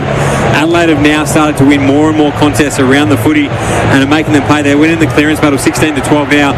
Mark Blitzards would love his time again on Tex Walker. We just spoke about Fogarty and Walker love to hit up, love to lead up on you, to try and take away that space. He sat back, he gave him 5 metres and it's too much. Walker leads up, he wins the footy, has too much time, turns around on a dime and kicks a beautiful goal. Yep, you can't afford that much space. Thilthorpe have another crack in the ruck against Stanley. Thilthorpe didn't go up. Stanley just sort of patted it down to Dangerfield, who's trying to pick it up at ground level. He can't do so. Rankin goes in, so to Crouch. Smith's in there for the Cats working hard, but it bobbles off hands, and again Adelaide with Draper, well tackled by Atkins. Ball eventually comes out. Rankin, chicken wing, Dangerfield. He released. That's got to be throwing the ball, surely. Umpire called play on. Ball ricocheting off players to Blitzarves, to Humphreys. They're backtracking, but Humphreys by hand of Bowes. His underground ball's a shock as a 2-on-1 against Close, who did okay, but the numbers went out. It was 3-on-1 in the end. They could have raffled it. Crouch on the left. He's kicked low down. Taken by Fogarty, who was dispossessed. Smith took it for the Cats, but it's just a Hackney, get me out of here ball. Keane over Dangerfield.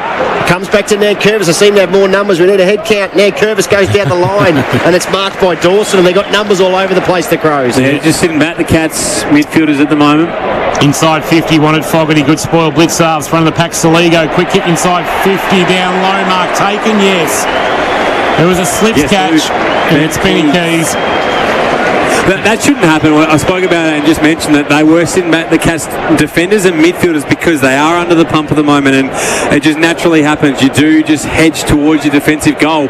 As a result, there's probably 5 players around Ben Keys there, and again, a really nice kick and somewhat fortuitous where it lands, but it shouldn't have that amount of space where he can actually come onto the footy when there's so many Geelong numbers back inside defensive 50. Cats have won 4 straight against the Crows.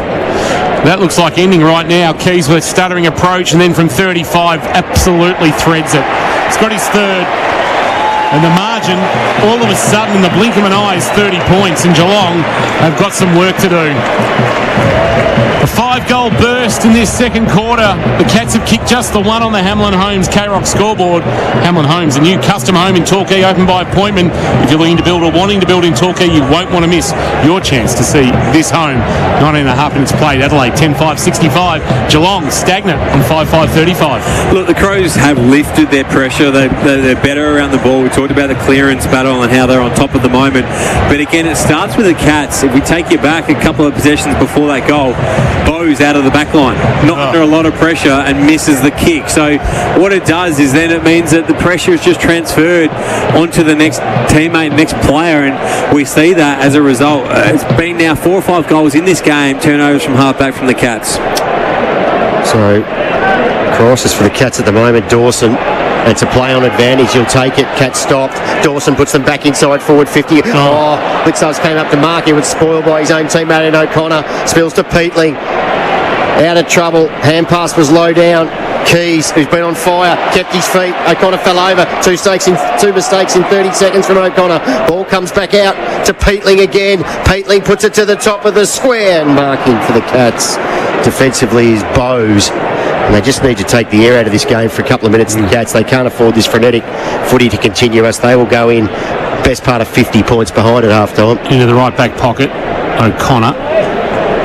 Tight against the boundary line. Boys mentioned Jeremy Cameron before, still hasn't touched it. It's been more than a quarter of play now. He's still on 4 disposals for the game, which he had early in this match. Crows come up with it. Nankervis in traffic, missed Crouch with the handball. Crouch was nearly able to control the footy. Actually, got his hands on it before having it stolen by Atkins. Here's Cameron on cue. Handball, Myers, forward, Stengel, a little shimmy, got away from the would-be tackler to the goal square. Dangerfield, the target, and that'll be front on contact, you would suspect. Mark Keane did all he could not to give away the free kick, but Dangerfield knew that he had to come up to the footy, came up to the ball, and in doing so earned himself a free kick. Got up a little bit gingerly as the skipper for St John of God Hospital, caring for our community for 50 years. He'll go back and have a shot on his second of the evening and to cut the margin back to 24. As much as Adelaide have thoroughly controlled the contest for the last 15 minutes, 30 points is not insurmountable. And if Patrick Dangerfield, nothing's a certainty, but he should from 30 out directly in front kick the Cats 6, just puts the pin in the bubble for the moment for the Crows. He kicks through that one, puts it into the cheer squad of the Adelaide Football Club, and the margin is back to 24. Paddy Dangerfield's got 2. He's now got 9 for the season as the former Crow, and the margin is 4 goals even. 6-5-41 the Cats on the second quarter. K-Rock Hamlin home scoreboard 10-5-65 are the Adelaide Crows. 22.25 minutes played on the Barn Foods time clock, and in the expert chair, Sporting Globe style, here's Dan Menzel. Yeah, it is the focal point up forward for the Cats at the moment. Paddy Dangerfield, we spoke about it, the guys that haven't been involved, so no surprise that Jeremy Cameron finally gets a disposal in this term. He gives it to Tyson Stengel, who distributes it beautifully inside 50. It was a well-weighted kick so that Keane could not actually get back. And Dangerfield knew as soon as that ball was kicked, I'm winning a free kick here at very least. I'll maybe take the mark, but I'll be able to draw the free kick. And you talked about it, King. It's certainly 4 goals is not a big margin, but the concern is the Crows do hit the scoreboard, and they average 125 points a game. So you're going to have to kick 100 plus here to win this game. So back in the middle, Stanley tries to tap it to his own advantage, but Rankin's first one to track it close, just ran straight past him, and then comes back to close, in and out of traffic, sweeps a very long hand pass. It's a little ambitious, but Atkins did really well. Farms a hand pass to Stengel, got it over to Neil. Neil around the corner. Neil gets another one for the Cats. Something from nothing. Good work. Atkins involved, Stengel involved, and Shannon Neil kicks the goal. And 2 and 30 seconds for the Cats against, Dan, I'm sure you'll say shortly, against the run of play. 10-5-65, Geelong 7-5-47. Hamlin Holmes, K-Rock second quarter. Yeah, it certainly is against the run of play, but a couple of massive individual efforts. Tom Atkins to come forward there and win that footy when the Crows look like they might be out again, makes a good decision. Tyson Stengel does not get a disposal for that. It's another goal assist. That is the value that he adds to this Geelong lineup. That is class to know your teammates there to get it on, and as a result, a goal from Neil. That's the way he sees the game we spoke about earlier. Correct, it really is, and that's why you need him involved in the game. It's why you need Jeremy Cameron involved in the game. Huge there. The Cats all of a sudden, it's 3 goals after being outplayed for large parts of this second term. You almost, if you go in at this as being the margin and reset, you'd be probably chuffed with that for the moment. Stanley, O'Brien in the middle, ball allowed to bounce, and here's Smith, and the Cats go forward again, snaps it around the body, front position. Michael Annie dropped what he should have taken in the end. Hinge a handball deflected. Michael Annie had it knocked from his grasp. There's going to be a free kick coming back to the Crows just as Manor was about to burst onto a loose footy, and Mitch Hinge will get the resultant free kick. Boys, Bailey Smith's up to 16 disposals, the highest possession getter on the ground, but 10 contested possessions. No other players had more than 6. Just getting it done on the inside for the Cats tonight. Curse high, 100% locally owned and operated in Geelong. Short kick is marked by the former Giant Isaac Cumming at left half back. He'll come back to Nankervis, who's about 25 metres in from the boundary, left half back. He'll send it very, very wide. He'll actually put it out in the full. Will he? No. Mark taken by Saligo, and they're away. They will go back to Cumming, who sold candy on Atkins and then puts it towards half forward. Can he get a mark? He can, because Walker just beat Blitzarv's point blank. Blitzarv wants a free umpire, says no. And this is not the on-text Walker. He's a thumping kick of the Sharon. He goes short, and guess who? Fogarty. He's called to play on, not the 15. He'll wheel and go, and he'll kick another one. Hey, he's kicked 4. He's on 5, not sure who's on him, but he's getting absolutely pizzled. It's a good old-fashioned pizzling. He's got 4. He goes down next to him, I would anyway. And the Crows get the reply, 11-5-71. Geelong 7-5-47. Hamlin Holmes, K-Rock, second quarter scoreboard. He's got 4, and what that's done is it's taken him to the lead in the Coleman medal. Came into this game, and it was all the talk was about Phil Thorpe. It was obviously the trio, the triple threat up there, but he's gone to the lead of the Coleman medal. You just cannot give him that much space. We've talked about this. He loves to lead up. You cannot allow him that forward space. No one within 5 metres of him. So the mark is called play on. He's able to turn and nail the goal from 45 out. 16 goals on the season now for Darcy Fogarty. It's amazing. 4 in this quarter. So for Wombat Gully, it's Connor O'Sullivan who's been the one who's gone from chocolates to boiled lollies in the space of 1 week. Yeah, been absolutely torched. Dangerfield's gone back into the middle for Wombat Gully Plant Farm. Tapped down by Stanley against O'Brien. Dangerfield tried to throw his boot at the ball, but it's being held up by Dawson. Handball, just missed a target from Peatling, but time to recover Worrell. Peatling came to provide assistance. Holmes will be on his hammer. Peatling knocked it to advantage and then to the boundary line, and then had it stolen out of his arms by Dempsey, who then went out of bounds with the ball. True centre wing boundary throw-in. 27 minutes played on the Barn Foods time clock. Sells the freshest fish direct to you. Donga Road, North Geelong. Bill and all the team, good evening to you guys. Big Cat fans. They'll be tuned in. Bill back in the plate for Stanley to do the ruck work, but Dawson to do the roving, confronted by Smith, and that forced him into nearly turning it over, although the ball will come back. Peatling got involved. O'Brien too slow. Lost it in the tackle of Manor. Fell for Dawson. Dawson with an open goal. Nobody back there, and he's missing to the left through for a minor score, and the margin is 25. Bit stiff there, maybe not to win a free kick. The Cats against O'Brien. I'm not sure how he disposed of it. He was tackled and yeah, that's holding the ball. Bobbled away, and that's holding the pill. What a score. Guthrie. Zach will play on and kick to Myers, who's been in witness protection. Brian Myers, he's just emerged into the dock. Brett Close might have joined him as well. Yeah, just the 3 disposals for Close at the moment. Bledsoe has been in witness protection as well. Myers is not sure what to do, and he kicks an absolute stinker. They've turned it over. Hinge handball straight back to Myers. Obviously felt sorry for him. Myers goes to Manor. Manor will handball to Smith, who's working hard. He sold Candy and handballs to De Koning on the wing. De Koning from a stationary position, a high ball to half forward. Ollie Henry, the flyer, spoiled from Keane.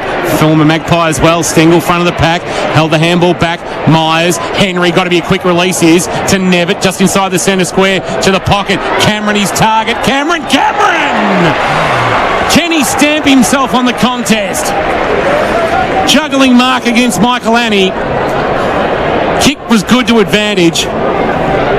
Coming in from the boy from Grovedale, Mitch Nevitt. He's got 5 centimetres on Michael Annie. Picked up the 3 Brownlow votes when these two teams met back in round 21. Kick 6. He's also a little bit taller. Man on the mark. Stands 30 from goal. Cameron has shanked that across the face. Now, you wonder why he didn't come out on the snap, which is what he normally would do.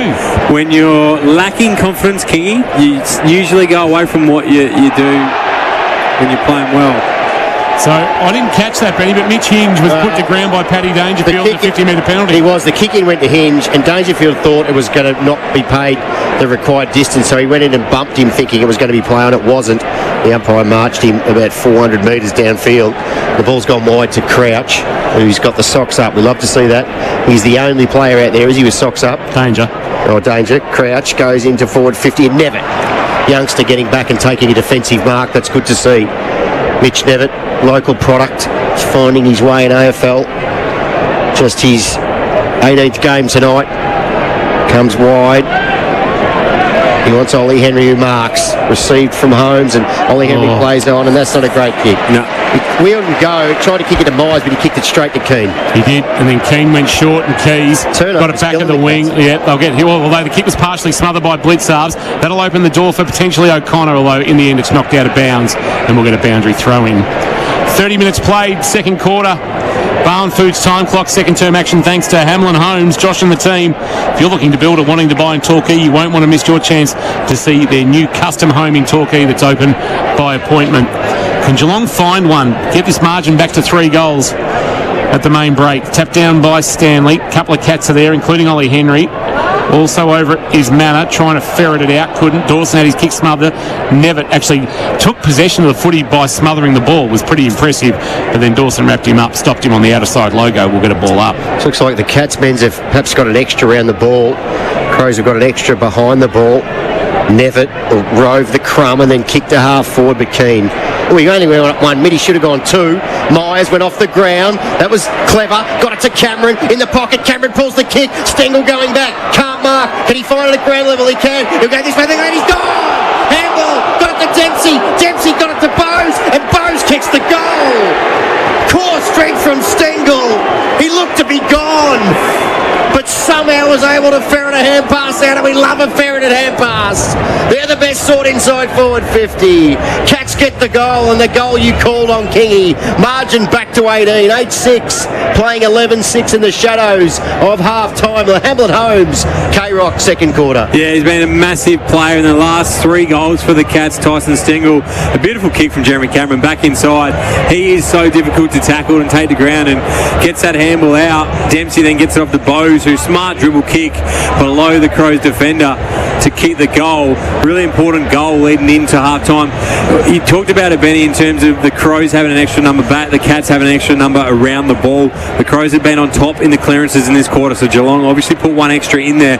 What it's meant is they've been able to get their hands on the footy around the source, and the Crows weren't able to win the ball in their back line with a +1. Dan Menzel for the Sporting Globe. Back in the middle, Riley O'Brien couldn't take possession cleanly. The Cats will come up with it. Holmes, a high kick inside 50. Cameron marks on the lead. Can he go back and pull the margin back to 12 points at the main break? This will almost be the last play of the half. Maybe a little bit more if he was to kick the goal and they go back to the middle, but not much. Jeremy Cameron has had not a night. It's been... Well, he's been largely onside for 95% of the game. He had 4 touches in the first 5 minutes, looked electric. Now he's got himself back into it. To bring the margin back to 12. Jeremy Cameron has threaded at post height. And Geelong, seemingly lost at 30 points, are back to within 12 at the main break. Second quarter, K-Rock, Hamlin home scoreboard. It's Geelong now moving to 9,660.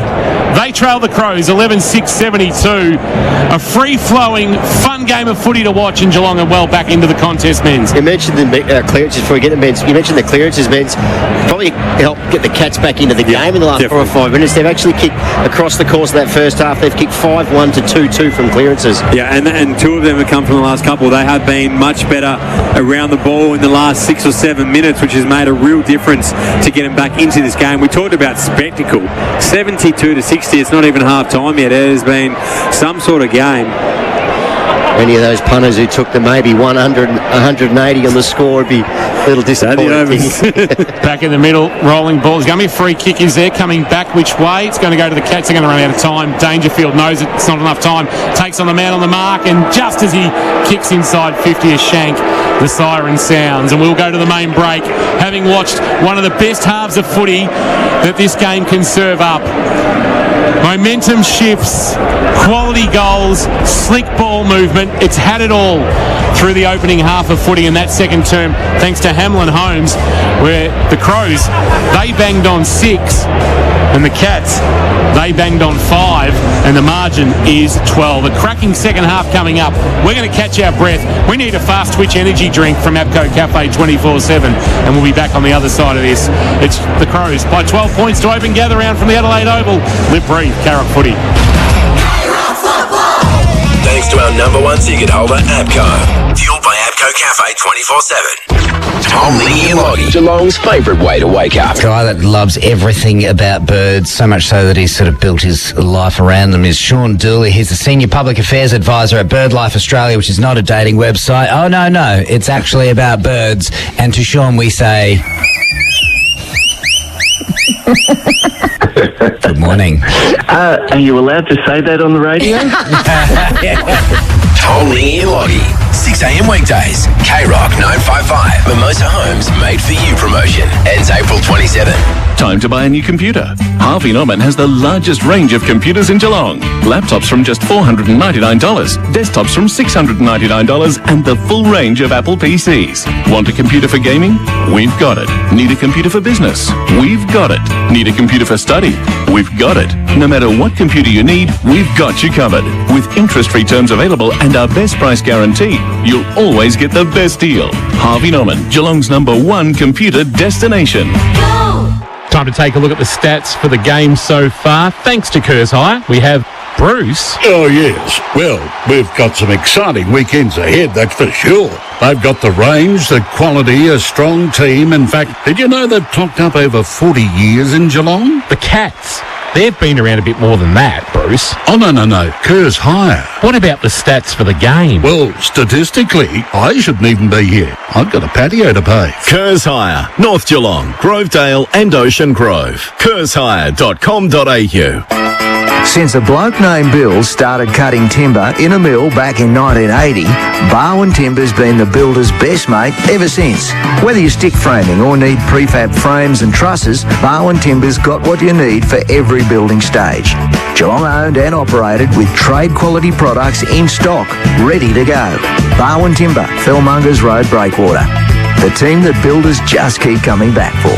I'm going down to Barwon Timber. The Sporting Globe is Geelong's premier sports bar and grill, and this AFL season, it's a crowd favourite. It's the spot to catch all the AFL action, while you indulge in signature wings, burgers, loaded palmers, steaks from the grill, and more. Defeat your hunger with the Sporting Globe's epic 7-day lineup, serving you great value deals every day.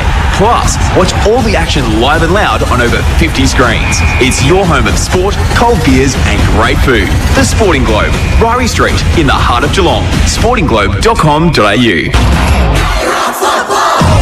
thanks to our number one ticket holders, ABCO. Fueled by ABCO Cafe 24/7. Cats need this from 48 out. Oh, he shanked it, Ollie Henry. Oh, shanked it badly. Ollie Dempsey over the top, though, is reeled in a Hamlin hanger. Over the top. He's called the play on, not the 15. He'll wheel and go, and he'll kick another one. He's good forward. He's on fire. Not sure he's on him, but he's getting absolutely pizzled. It's a good old-fashioned pizzling. Darcy Fogarty brought his own Sharon for a majority of that second quarter. He kicked 4 goals. It's half-time thanks to Blackman's. Blackman's Brewery, Benny, the ultimate half-time beer made in Geelong. He kicked 4 goals. He kicked 4 of Adelaide's 6. And they led by as much as 30 when he did kick his 4th of the quarter. Actually, they led by 24 at that stage. They did lead by as much as 30 when Benny Keys goaled at the 19-minute mark. But the Cats kicked 2 late goals thanks to Bowes and Cameron and got the margin. They actually kicked 4 of the last 5, Geelong, to get the margin back to 12 points and be well and truly back in this contest. Round the grounds for Leopold Sport is your complete family venue. NRL fans, the start of round 6, and the Penrith Panthers in their chase for, I think, 4 in a row. They trail the Dolphins 22-6. Things aren't going great with that premiership defence of the men from the foot of the mountains. But Benny, some key numbers and some injury updates too. St John of God Hospital, pretty quiet on that front. Nothing to report. Absolutely, Kingy. It's always good to see when there are no injuries for St John of God. And I don't think we even saw a player go off with any sort of discomfort in that first half of footy, so that's always pleasing. Just the update that Tom Stewart was a late withdrawal from the Cats with gastro, and coming into the side with Ted Closey, who is the sub. We will see him. You would suspect with this frenetic pace of game, he will have to come into the contest at some stage. Some key numbers, Benny, for Kerrs High. Well, that second quarter, Kingy, the thing that sort of kept the Cats in the game in the end was that they were someone sort of had just a sort of a mild cardio infarction in the box, and I'll have to get the D-fibs out just as I was about to eke into my stats. Kingy sort of released something all over the desk, and that was sort of quite extraordinary radio there. The thing I was going to say, Kingy, before you interrupted me with that sort of spasm, involuntary spasm that you had, was that the thing that Geelong were good at in the end was scoring. They had 10 entries in the second quarter, but they kicked 5 goals too. So they were able to score 7 times from 10 entries. That is very, very good going. Conversely, they really weren't able to stop Adelaide the other way. They had 18 entries and kicked the 6 goals 3. Apart from that, the other glaring stat, in fact, there weren't too many in that second term. Contested possession was split 27. The Crows had 10 more effective disposals. Tackle counts been down. Geelong were +2 in the second quarter. Clearances were 10-9 +1 for Adelaide in that second term. And individually, Bailey Smith had 8 possessions for the Cats. Holmes had 7. Peatling, the former Giant, had 7. And Cumming, both former Giants, they led the Crows respectively in the possession department in that second term. Overall, it's been 32 inside 50s to 27. Geelong have had, there's only been 20 tackles to Geelong, 16 to Adelaide. 16 tackles in a half of football. Contested possession split down the middle, and also basically effective disposals. Keys has been a killer for the Crows, 13 touches and 3 goals. Fogarty, 6 kicks, 4 goals. Dawson has had 10 possessions. Miller has had 11, Peatling 11, Crouch 11, and Nankervis has had 11, and Keane from the back half has had 10.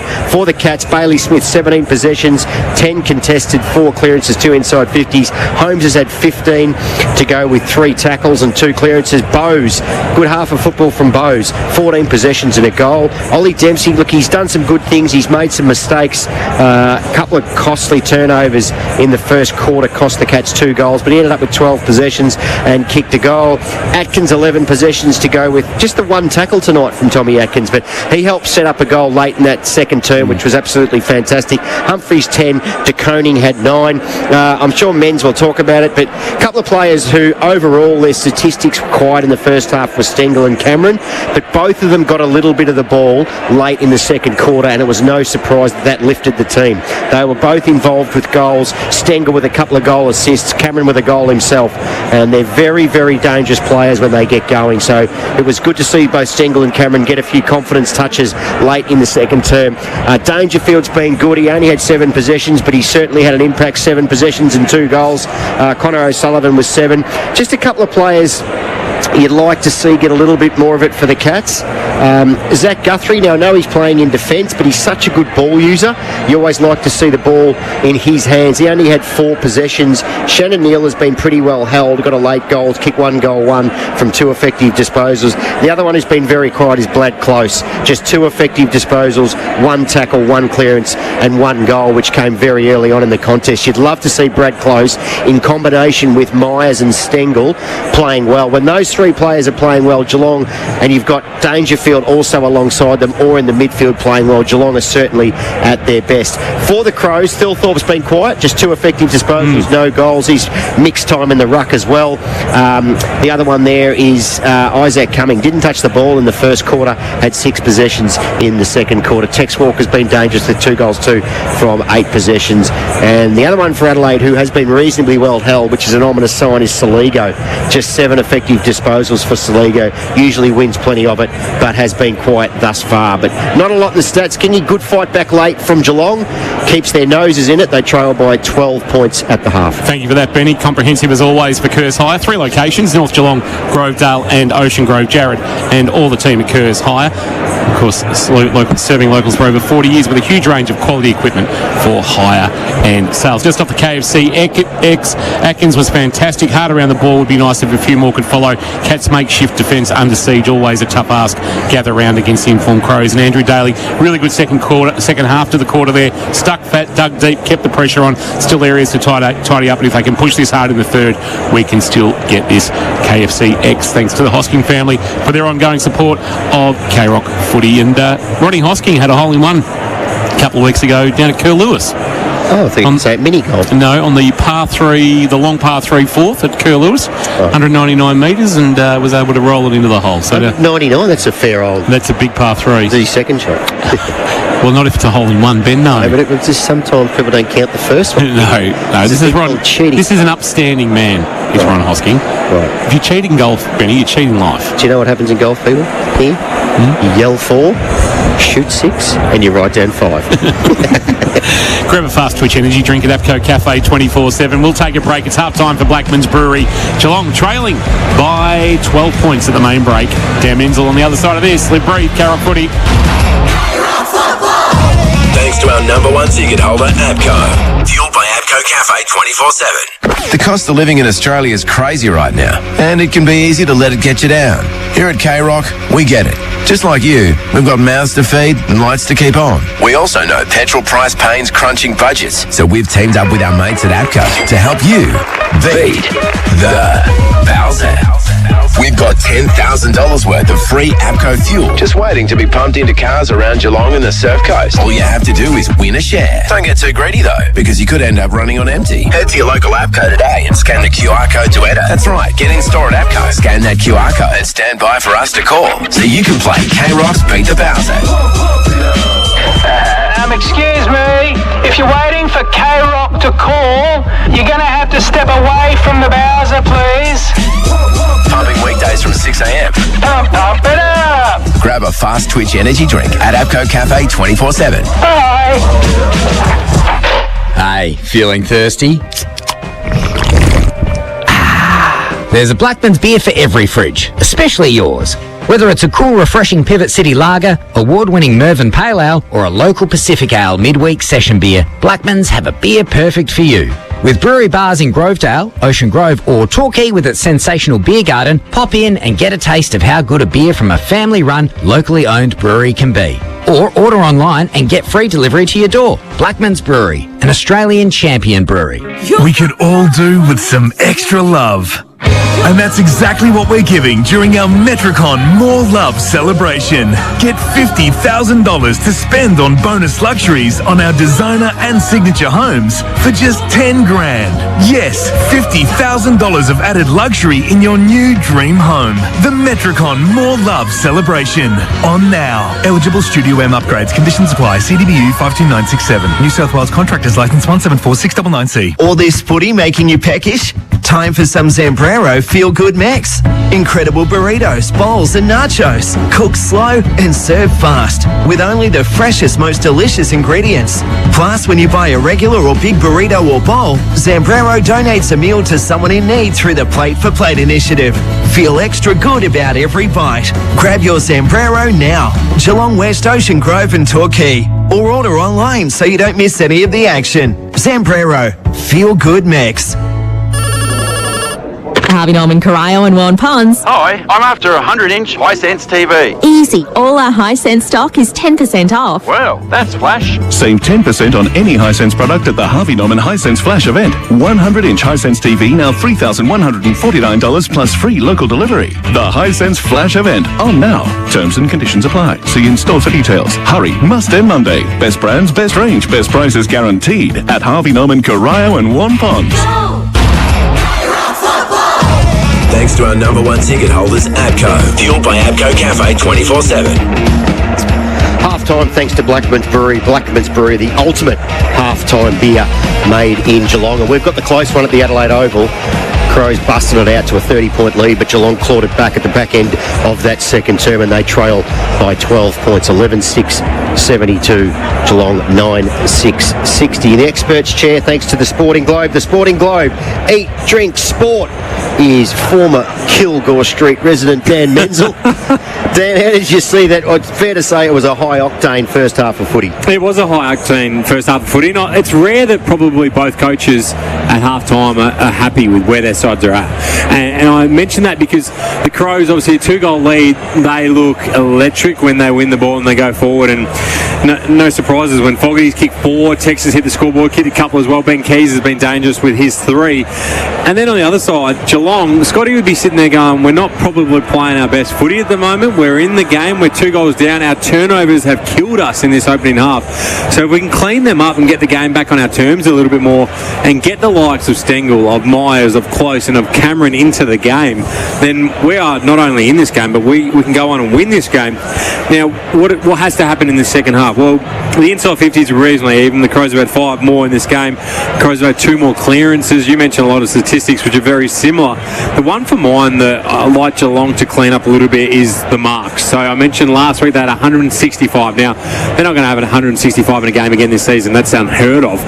Melbourne had 82, but it's 50-37 at half time. So they've only had the 37 marks, the Crows. And what that's meaning is, the Cats, what that's meaning is their small forwards aren't able to get involved in the game because they are one turning the ball over at half back, but it's frenetic, it's quick, it's not able, they're not actually using these guys on the way through. So I would love them to try and possess the footy a little bit more to be able to use those guys. But the other point, Benny, is the Crows, when the ball turns over, are as dangerous as any team in the competition with the likes of Fogarty, Keys, Rankin, Walker and Thilthorpe, although he's been held really well by Sam De Koning tonight. Absolutely, well said, Dan. Which coach do you think would be wanting the game to slow down a little bit? I mean, Geelong, without a doubt. You mentioned the Crows have been a free-flowing, high-scoring team all year. Yep. The Cats, so they want to slow the game down a little bit. Yeah, the Cats would, because, and the reason being is, if you're Matthew Nicks, you're looking down that end and going, yes, Thilthorpe's been well held by Sam De Koning, but we've got Connor O'Sullivan who's had 4 kicked on him in the opening half. He's nervous right now. Tex has kicked a couple on blitzouts and Keys has kicked 3 as well. So when the ball is going and when the Geelong Cats are turning the ball over, particularly across half back and also across the wing, the Crows look so dangerous going forward. So I think that Scotty wouldn't be disappointed with the pace on the game because that's what Geelong's been renowned for, particularly the last 12 to 18 months. But what I think they would be saying is, hey, let's just clean it up a little bit more when we're closer to our own defensive goal so that we can link up a bit better, so that if we do turn it over, we're not as, in as poor a position and we're not set up as poorly and exposed as what we have been in this opening half. Your Breakwater Meadowland Steel projects made easy. You went with Dangerfield v Dawson. Now, they have spent a little bit of time each other through the middle. Dangerfield has played probably, I reckon, a good half of this first half up forward. He's kicked a couple of goals from 8 possessions. Dawson's had 10 touches. Yeah, at this stage you'd have Dangerfield ahead. He's been, every time the ball's gone near him, he's had an impact on the game. He's been more prolific, which we normally say that about Jordan Dawson. He's had the 10 disposals, but hasn't quite inserted himself into this game as much as Patrick Dangerfield has in the opening half of footy. So a really strong half from Dangerfield, albeit with just the 8 disposals. But Dawson will look to improve his output in this second half for the Crows. What do? You mentioned there Connor O'Sullivan. He's a young player. Nobody expects him to be Bruce Dool at this stage of his career. He's coming off a great game last week. Yep. He's found the going tough. He's had, I don't know if he was directly opposed to Fogarty for those not 4 all of them. goals. 3 of them he was. So do you take him off Fogarty or do you just back him in? No, you don't take him off. And the reason why you don't take him off is you can't, in a way, because Sam DeConey's doing a terrific job on Riley Thilthorpe. Now, Thilthorpe's had 3 or 4 disposals, I believe it is, to half-time. 3 disposals to half-time. He was leading the Coleman medal leading into this game. So DeConey doing a fantastic job. Blitzav's obviously on Tex Walker.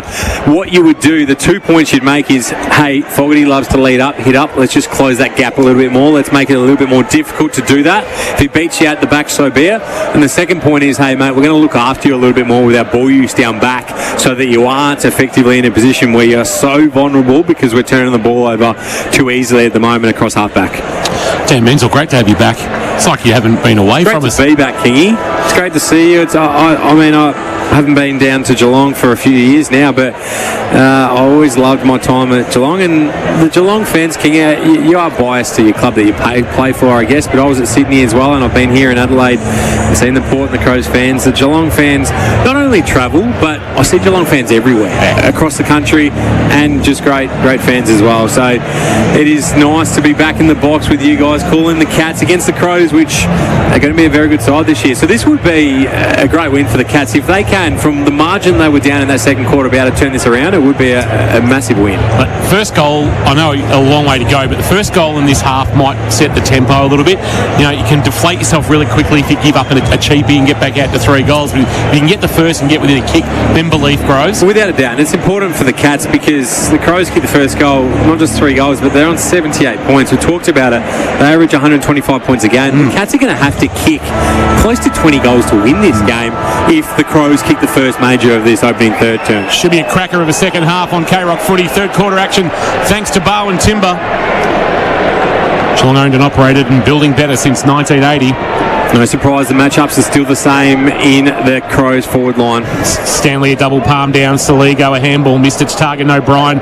Stanley knocked it into the path of Holmes, and here goes Geelong forward inside forward 50. Dangerfield in a wrestle. Couldn't take the mark. Cameron off the ground. Has he socketed it through? It's a goal.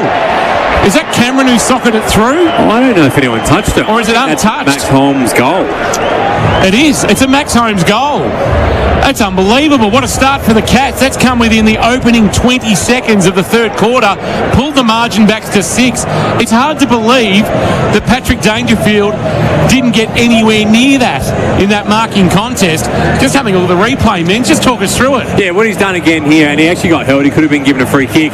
He's done the same thing that we talked about Stengel last quarter. He was not going to get a possession for that, but he has shifted Worrell off the play there. He shifted his body out of the line of the ball, so he's not able to actually impact the play. Should have probably been paid a free kick. It would have been an advantage anyway, but well done Paddy Dangerfield and well done Max Holmes. Third quarter, Barwon Timber scoreboard. Geelong moved to 10-6-60 now, trail by 6, 11-6-72 the Crows. So we've got the close one. Stanley slaps it forward only as far as Saligo. He kicked a half forward. Humphries went up. He missed the mark. That allowed Keys in. Keys handball to Walker. Walker pulled the kick into the pocket. He wants Thilthorpe. Good fist by DeConey. Hand pass from O'Sullivan was ambitious. Peatling took it. Got it to Cumming. Cumming goes with a beautiful ball. That was touched by his own teammate. Scholl's got it round the corner, and Scholl has kicked it to Fogarty, who's marked. So Fogarty's taken the mark here. He should just go back and kick the goal. It's a good snap at goal. Connor O'Sullivan was 30 metres away from Darcy Fogarty for a long time of this play. Just getting found out. And he goes inboard. He wants a mark. Saligo. It's not paid. Now he's paying. He made the wrong decision and he's corrected himself. You don't see that very often. So he initially went play on. I thought I saw that at the corner of my eye. Geelong fans jumped on Saligo, and then the umpire said, "Hang on, I think I've made a good old-fashioned boo-boo here," and we haven't seen a replay. So did he get the mitts under it, Saligo? I think he did. Would have been one of those cricket catches. He got the mitts underneath to still hit the ground, but his mitts were underneath. He's got that sort of interesting Yogi Bear look too. It's sort of real sort of mullet arrangement. Comes in and he's missed it near side. And so he's missed that Saligo from 35 out on a decent angle. Fogarty should have gone back. He's kicked 4. He's not missing anything. Should have gone back. He's a good snap for goal and had a shot. Zach Guthrie with the kick into the right back pocket to Holmes. Holmes stumbling but regathered his feet and then drives to the wing, and Dempsey gets involved by taking a mark in a one-on-one. Turns, kicks quickly. Stanley's target comes back up at the footy and took the mark. That should have been 50. No. Umpire says play on as Stanley goes inside 50. Miller up, spoiled by Stengel. Ball at ground level. Fighting for it and getting a handball away. Is that O'Sullivan that's gone forward? Ball in the goal square. Can Bose get his boot to the ball? No. Holding the ball? Yes. Free kick. So King, it didn't quite pay off, but what I did like about that, it wasn't slow ball movement, but it was, they didn't take many risks. They were able to move the ball down the ground without trying to chisel one back inside and turn over and obviously cost them a goal. Dawson runs into the left back pocket, goes short, and he finds the former Giant coming up and taking it under the scoreboard. He goes to Laird, still inside defensive 50. He handballs to Dawson, sweeping by, getting more involved. Jordan Dawson, the skipper, comes down the line. Zach Guthrie's there, ball hits the deck. Mullinover ran it off his shins. Peatling has been good to Keys, back to Walker, all by hand. Inside forward 50, right under Koning. Ball gets out the back, it's going to be a free kick. Good positioning, and that's got to be 50. He's paid it earlier, That is an absolute brain fade from Lockie Scholl. He had enough time to turn around and see which way the free kick had been paid. Sam de Koning, he's had a really good game so far tonight, boys. He's done the job on Thilthorpe early. Just want to say, decent roost by the ball boy from behind the goal, sending the kick back towards the Cats to be able to take it. So de Koning in the middle of Adelaide Oval. We'll send it inside forward 50. Just sets it up, looking for somebody to come with a run and jump. Close front position, had it spoiled away. Rolling ball, Rankin tracks it into the right back pocket, pulls it over his shoulder. Zach Guthrie underneath it, just couldn't complete the mark. Humphrey cleaned up, although his handball was chopped off by Neil Bullen. Haven't called a huge amount of since quarter time. Now a chance for Bailey Smith, a turnover. Has a bounce, that's a little bit ambitious. It's skidded back to him. Handball to Myers. Myers sets it up, wanting Dempsey front position. Did well to bring it to ground. Close off the ground. Ole Gunnar Solskjaer style from the top of the box. Swung the boot through it, and the margin's back to 1, and Brad Close has got 2. You're a Man United man, are you, King? No, I'm actually a Liverpool man, but I always like getting Ole Gunnar Solskjaer in. I thought there might be a Mo Salah or someone else, but it was on the right peg, so fair enough not going with Mo. But again, we talked about those names. Get him involved and see what happens. Myers gets involved. Close gets involved. Really nice finish there. Just interestingly, boys, we'll keep an eye on this, but de Koning did go to Fogarty for a couple of minutes there. I thought they might have made the change, but it looks like he's going to go back to Thilthorpe because he's done the job so far brilliantly tonight. But all of a sudden, we're back to within 1 point. I imagine Andrew Dillon sitting up there with all the dignitaries, and he'd be a happy man. And Maxie Burford. Maxie's probably just handing him a beer, Mr. Dillon. Hope you're having a good night. What a start to gather around, Benny. Absolutely. And I'm a Scunthorpe United man. Ian Botham played for Scunthorpe United. Yep. Old Kevin Rasmussen used to be the striker for Scunthorpe. He was unstoppable. Kevin and Ernie Rasmussen, the Rasmussens. Ball's back in the middle. Crouch. Oh, he got chicken wing. Oh,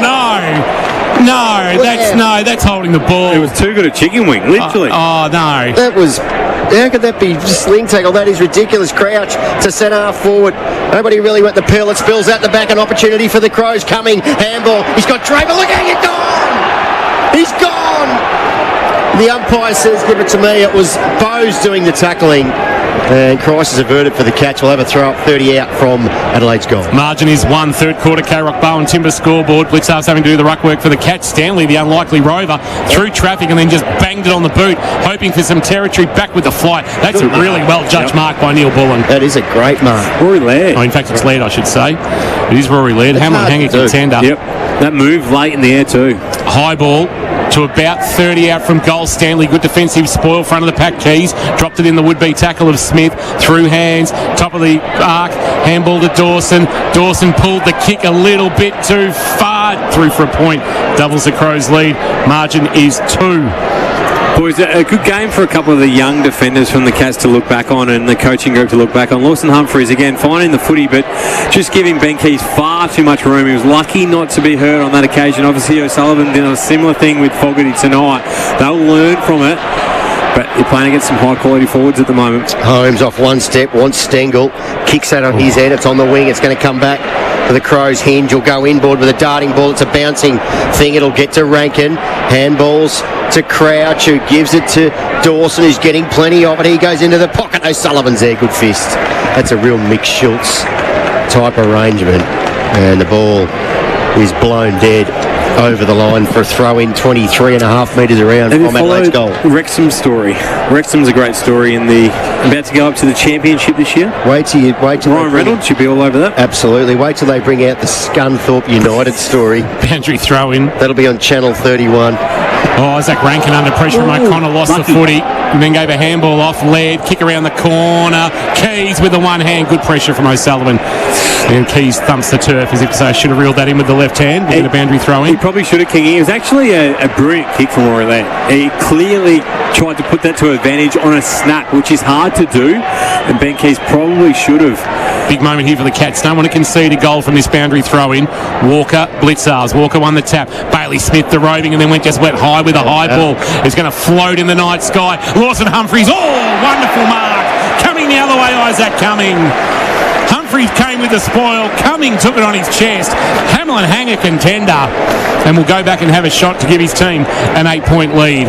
Hamlin Holmes, new custom home in Torquay, open by appointment. Here's men's. Last week they talked about the Crows and the Gold Coast Suns game as being the game of the season so far. Well, this would absolutely rival it so far. This has been of the highest order. And again, we're seeing high marks like that. We're seeing great kicks for goal. This has been some sort of standard so far, 9 minutes into the third quarter. Isaac Cumming kicked 2 goals since joining the Crows from the Giants. He's left that one skinny, I reckon, and he's hit the post. Thudded it in about halfway up, and that post is still rocking back and forth. And the margin is 3, and the accuracy of the first half just has deserted the home team. They move to 11.975, Geelong 11.672. Third quarter, Carrock Barnfoots time clock, 9.5 minutes played. Just getting some repeat inside forward 50s though, and Holmes has 3 bounces, then kicks it out the full. That's bad. So he ran the ball defensively out to the arc and then kicked it straight out in the full. And another inside 50 could be forthcoming. Cumming goes inboard, and that's okay. He's got Nankervis, who switches from one defensive side to the other. Laird, who comes back inboard to Keane. Look out, Keane, you're gone. Has to handball hurriedly to Rankin. He's got Bowes. He broke that tackle too easily. Look at the hand pass wide. He's got Michael Annie. Is it Michael Annie inside forward? 50! And Big Phil Thorpe's marked. O'Sullivan, his match up there. And he's finding life a little tougher in the AFL tonight, Connor O'Sullivan. Not much he could do there. No, he's unlucky there because Sam De Konin's still the direct matchup, but De Koning obviously has rolled back hoping the high ball comes in and O'Sullivan has to roll up. Really well done to find him. We talk about good players just doing good things and having a real impact on the game. Why is that Rankin? Again, to be able to hit that handball under elite pressure. So Phil Thorpe's been quiet, yet to kick a goal tonight. Can he change that? He's hit it well. He's hit it pretty well, but it's across the face. And it's a minor score. That was over the line, wasn't it? Yeah, clearly. The umpire, I mean, he'll need some sort of dog by his side if he doesn't think that went over the line. That was landing in. The game was being played in Belmont. That ball landed in Grovedale. So it ended up being a point anyway. So does it really change then? It's about 5 centimetres over the line, which doesn't sound like a lot. 5 centimetres? It's more than that. Yeah, well, 5 to 10 for a goal umpire is still a long way. You should be able to see that. Well, what I will say though, King, is holding on okay. The Cats here, like the Crows have not taken their opportunities with a few shots at goal. A lot, but this pressure will mount eventually. And Humphries goes into the left back pocket, sends a kick to half back, and O'Connor's marked broadcast side.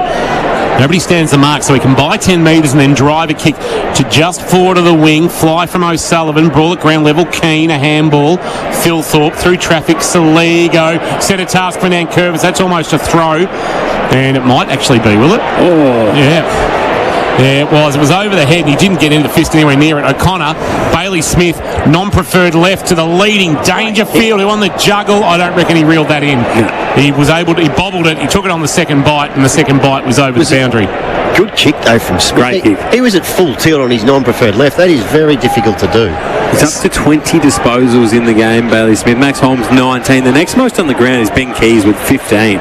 Only 2 goals through the opening 12 minutes on the third quarter. K-Rock Barwon Timber scoreboard. Geelong owned and operated, building better since 1980 from the boundary throw-in manner, who we haven't called a huge amount of. Benny for Kerr's Hire, please. He's had just the 6 possessions, 1 clearance.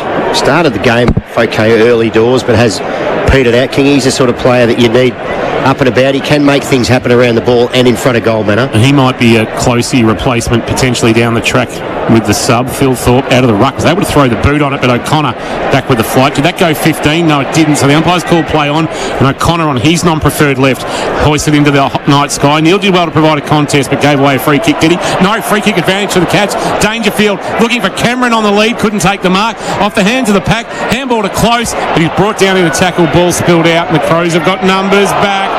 Handball away to Crouch, who's stumbling to ground, has got trouble. Bo sees him out. Boundary throwing. Geelong might have missed a trick there.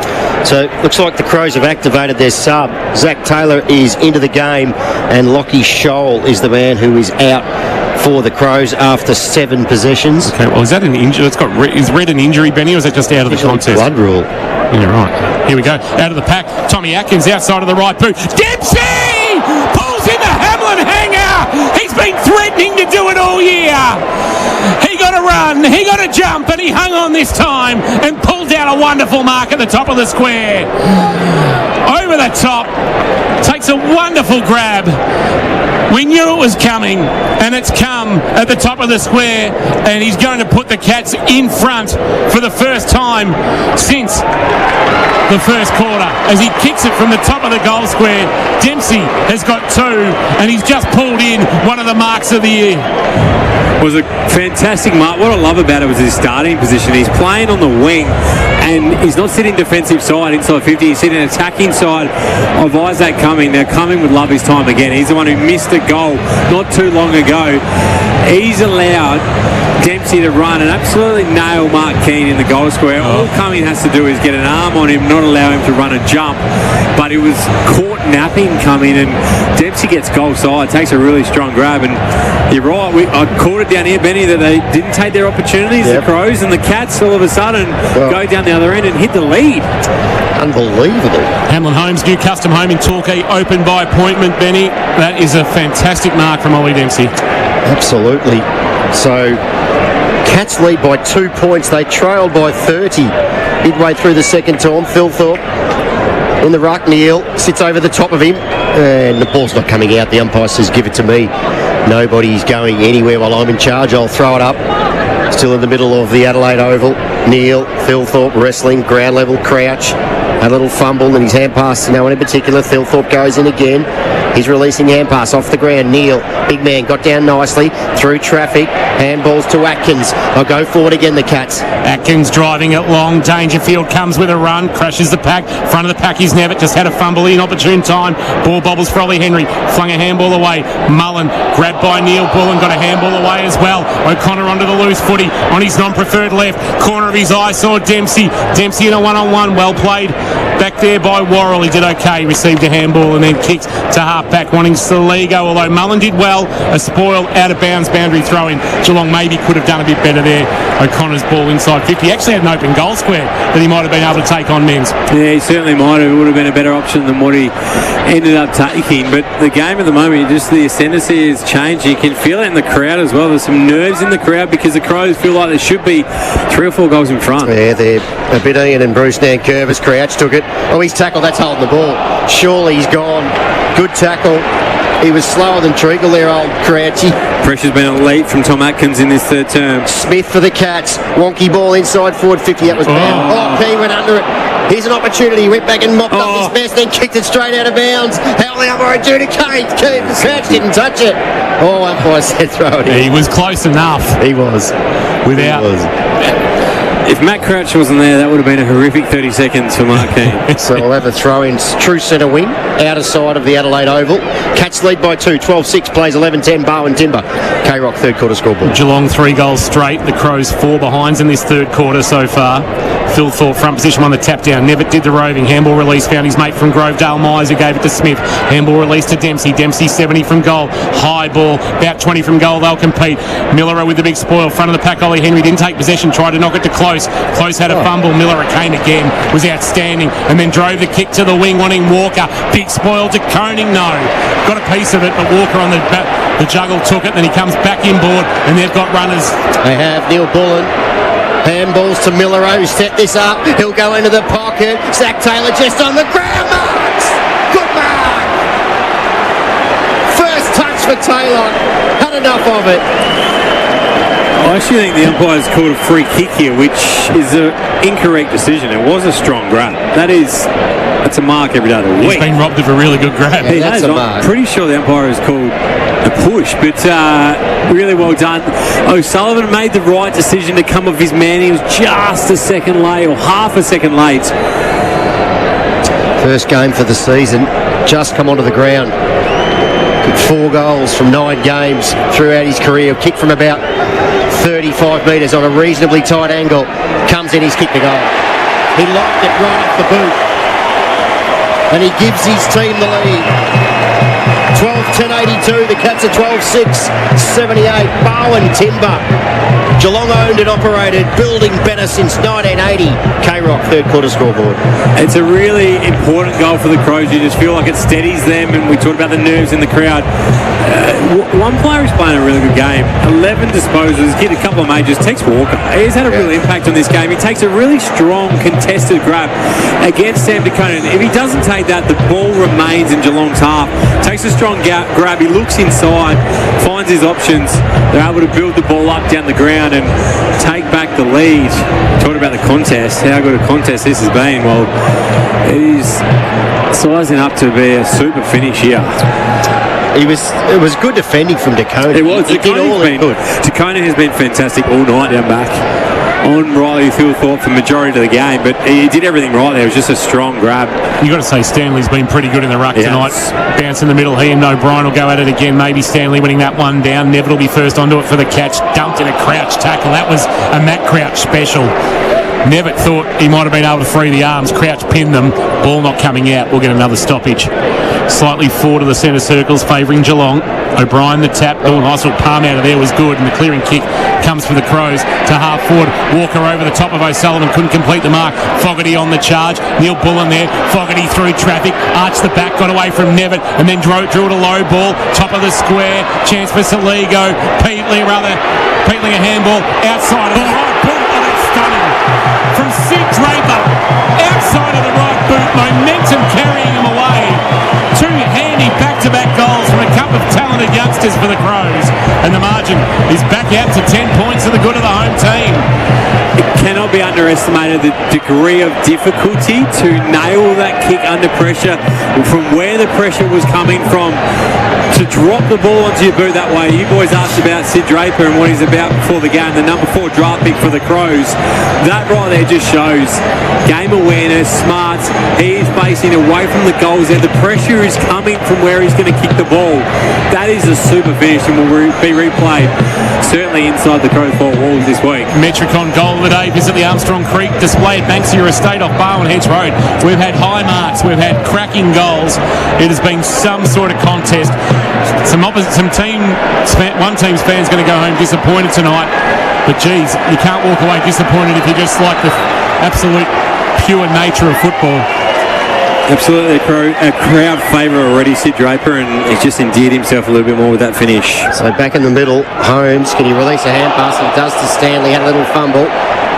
And it's going to be a free kick going to the Crows. They're just starting to get on top again. Crouch, wonky ball towards half forward. Neil Bullen, O'Connor took the ball and the tackle. And that'll set up a stoppage just outside forward 50 for Adelaide, who were pressing the last 3 or 4 minutes. Cats took the lead, but now they trail by 10.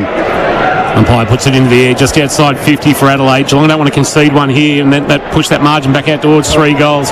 Rankin, now it's through hands. Neil Bullen, short kick Walker. That was too easy. Not 15 according to the umpire. Walker aware of it. Put Neil Bullen outside of the right boot onto the chest of Zach Guthrie, who goes across the face of his defensive goal. That barely went 15. It was the right decision that Tex Walker won, though. That only went about 12 metres. It was well umpired to call the play on. Bowes drives it towards the broadcast wing, looking for Close. Couldn't take it, but Stengel off the hands of the pack. He missed Close with a handball, so De Koning had to come in and clean up. He couldn't take it cleanly. Mullen got down low, copped a bump. Bowes the loose footy as the ball jarred out. Close next to the boundary line. Handball out of the pack for the Crows. Will go out of bounds. Who was that firing out? That was Warren. St John got injury update. Just limping Tex Walker after that little skirmish. See what happened, but he's just looking a little ginger, and he's certainly dark on top. So throw in. Atkins breaks the tackle and then goes on the left. High ball. No one there for the Cats. The only man there is Laird. It's going to come back, is it? To Atkins. I'm not 100% sure what was going on there. He seemed to get his kick away, and umpire said bring it back. Free kick to Atkins. True centre wing. Geelong need to respond. O'Sullivan will call for a switch and he'll head in that direction. We'll get to him on the bounce, and not sure what he's got in the locker, O'Sullivan. He looks a little tired. His kick will go wide. That's not a great kick. That's a free kick against Tex. It has to be a free kick against Tex. He didn't go the ball.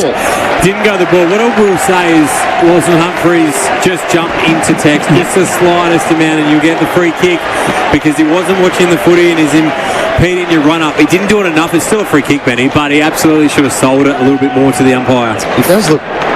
Well, he's moving better now, Walker, but ball back into play, just forward of the wing, favouring the Crows out of side. O'Brien on the tap down. Bailey Smith did the roving. Atkins found the loose footy, gave it to Manor. Kick around the corner. Stengel had to play spoiler. Did okay. Nankervis, although slung as he kicked to the middle of the ground. Grime Myers will run under the loose footy. Slipped over in the opportune time. He got a handball up to Zach Guthrie. He gave a handball to Holmes. Holmes tried to loop one over the top back to Myers. Myers a quick release to Blitzarves. Near side wing. Blitzarves on his non-preferred left. Kick inside 50. He's a cracker onto the chest of Tyson Stengel. How about them apples, man? I'm not sure that's where he meant to kick the ball, I'll be honest. I'll give him the benefit of the doubt. Huge work rate from Stengel. He was the man doing the tackling on the other wing and ends up marking it inside forward. I'll tell you right now, that hit the big toe on his left boot. Mark Blitzav's there, so credit to him, but I'm not sure that's exactly where it was designed to go. What I will say is, it's a good point, Stengel's work rate. Grime Myers a really important win in the centre of the ground when the ball was bobbling about. To pull the margin back to 4 points as we approach time on in this third quarter. Will kick from around 40, Tyson Stengel, and has pushed it across the face. It's off hands, but it was already through from behind for Tyson Stengel, and the margin is 9. So no goals for Tyson Stengel tonight. He's closing in on 150 career goals, but won't, unless he finds a couple tonight, won't get there at this stage. So Geelong on the third quarter, K-Rock Bowen Timber scoreboard. They move to 79. They trail the Crows 88. They will. Myers has got it though for the Cats. O'Sullivan tries to get it back to Holmes. He's got the wheels. He's inside forward 50, outside of the right shoe. He didn't have enough height on it. No left foot. He's kicked it straight to Keane. Yeah, no left foot. He's never had a left foot, Holmes. He kicks it into the pocket, and he's got Hinge, who's forced to play on, and he's kicked a goal for the Cats. He's kicked an own goal. He went to kick it across the face. It went skew-if and went through for a minor score. Good pressure there from Geelong. Releases it back to 8 points. 88 playing 80. Oh, the kick is then smothered as it came from defensive 50 for the Crows. It's still inside 50 for the Cats. Cameron in traffic, handball. Bailey Smith deserves a goal and will get one at the right-hand goal post because the forward pressure was elite from the Cats. They weren't allowing an easy exit of defensive 50 by the Crows, and Bailey Smith kicks just his second in the hoops and first tonight, and the margin is back to 2, and we are set for some sort of final term here at Adelaide Oval. Third quarter, K-Rock Bowen Timber scoreboard. It's Geelong trailing the Crows 13-10-88, plays 13-8-86. Yeah, really good forward pressure as mentioned there, Kingy, by the Cats, and Bailey Smith ends up on the end of it and kicks a nice goal. Mitch Hinge would love his time again. He's the one who kicked the ball through the goals for the Cats to register that behind, and then he doesn't bodyline the ball after another turnover, and as a result the Cats win the footy, kick the goal, and this game is 2 points in it. I know, I mean, if you probably Cat fans didn't follow the career quite as closely, but geez, Bailey Smith's pretty good. Oh, I said it. This is the first time I've seen him live. His transition across the ground is as good as anyone out there. Tapped down by Stanley. Dangerfield, the loose footy under pressure from Dawson. Fired a handball towards the broadcast wing. Hinge just fired it towards the boundary line. Insufficient intent. Oh, he's had 3 horrific moments, Mitch Hinge. And that was another one. Left half forward, Myers with the resultant free kick for the Cats. Holds it in his left hand. Now delivers on his right boot inside 50 through the hands of Reece Stanley. He finds it at the front of the pack as it ricocheted back towards him. High floating ball that back with the flight. Dawson stands safely under and takes on the chest. The skipper of the Crows, the former Swan, has got it. He want to send it wide. He's got Thilthorpe on a lead on the juggle. Couldn't complete the mark. Blitzarves, good pressure. Won the footy. Can't release those Keys. Laid a really good tackle. Blitzarves thought he could take Keys on. Keys stuck to the task. Won the free kick. He did, but that's okay. It's allowed Geelong time to get back. If Thilthorpe takes that mark, they're probably out, the Crows. So they're able to set up behind the ball now. Not too much damage done here with the free kick against Mark Blitzarves. So Keys just forced to come down the line for one of the few occasions tonight in the direction of Thilthorpe, and there you go, Benz. It's marked by Humphreys. Geelong getting numbers back, and that, although Blitzarves gave away the free, it was probably the free he'd like to give away. Yep.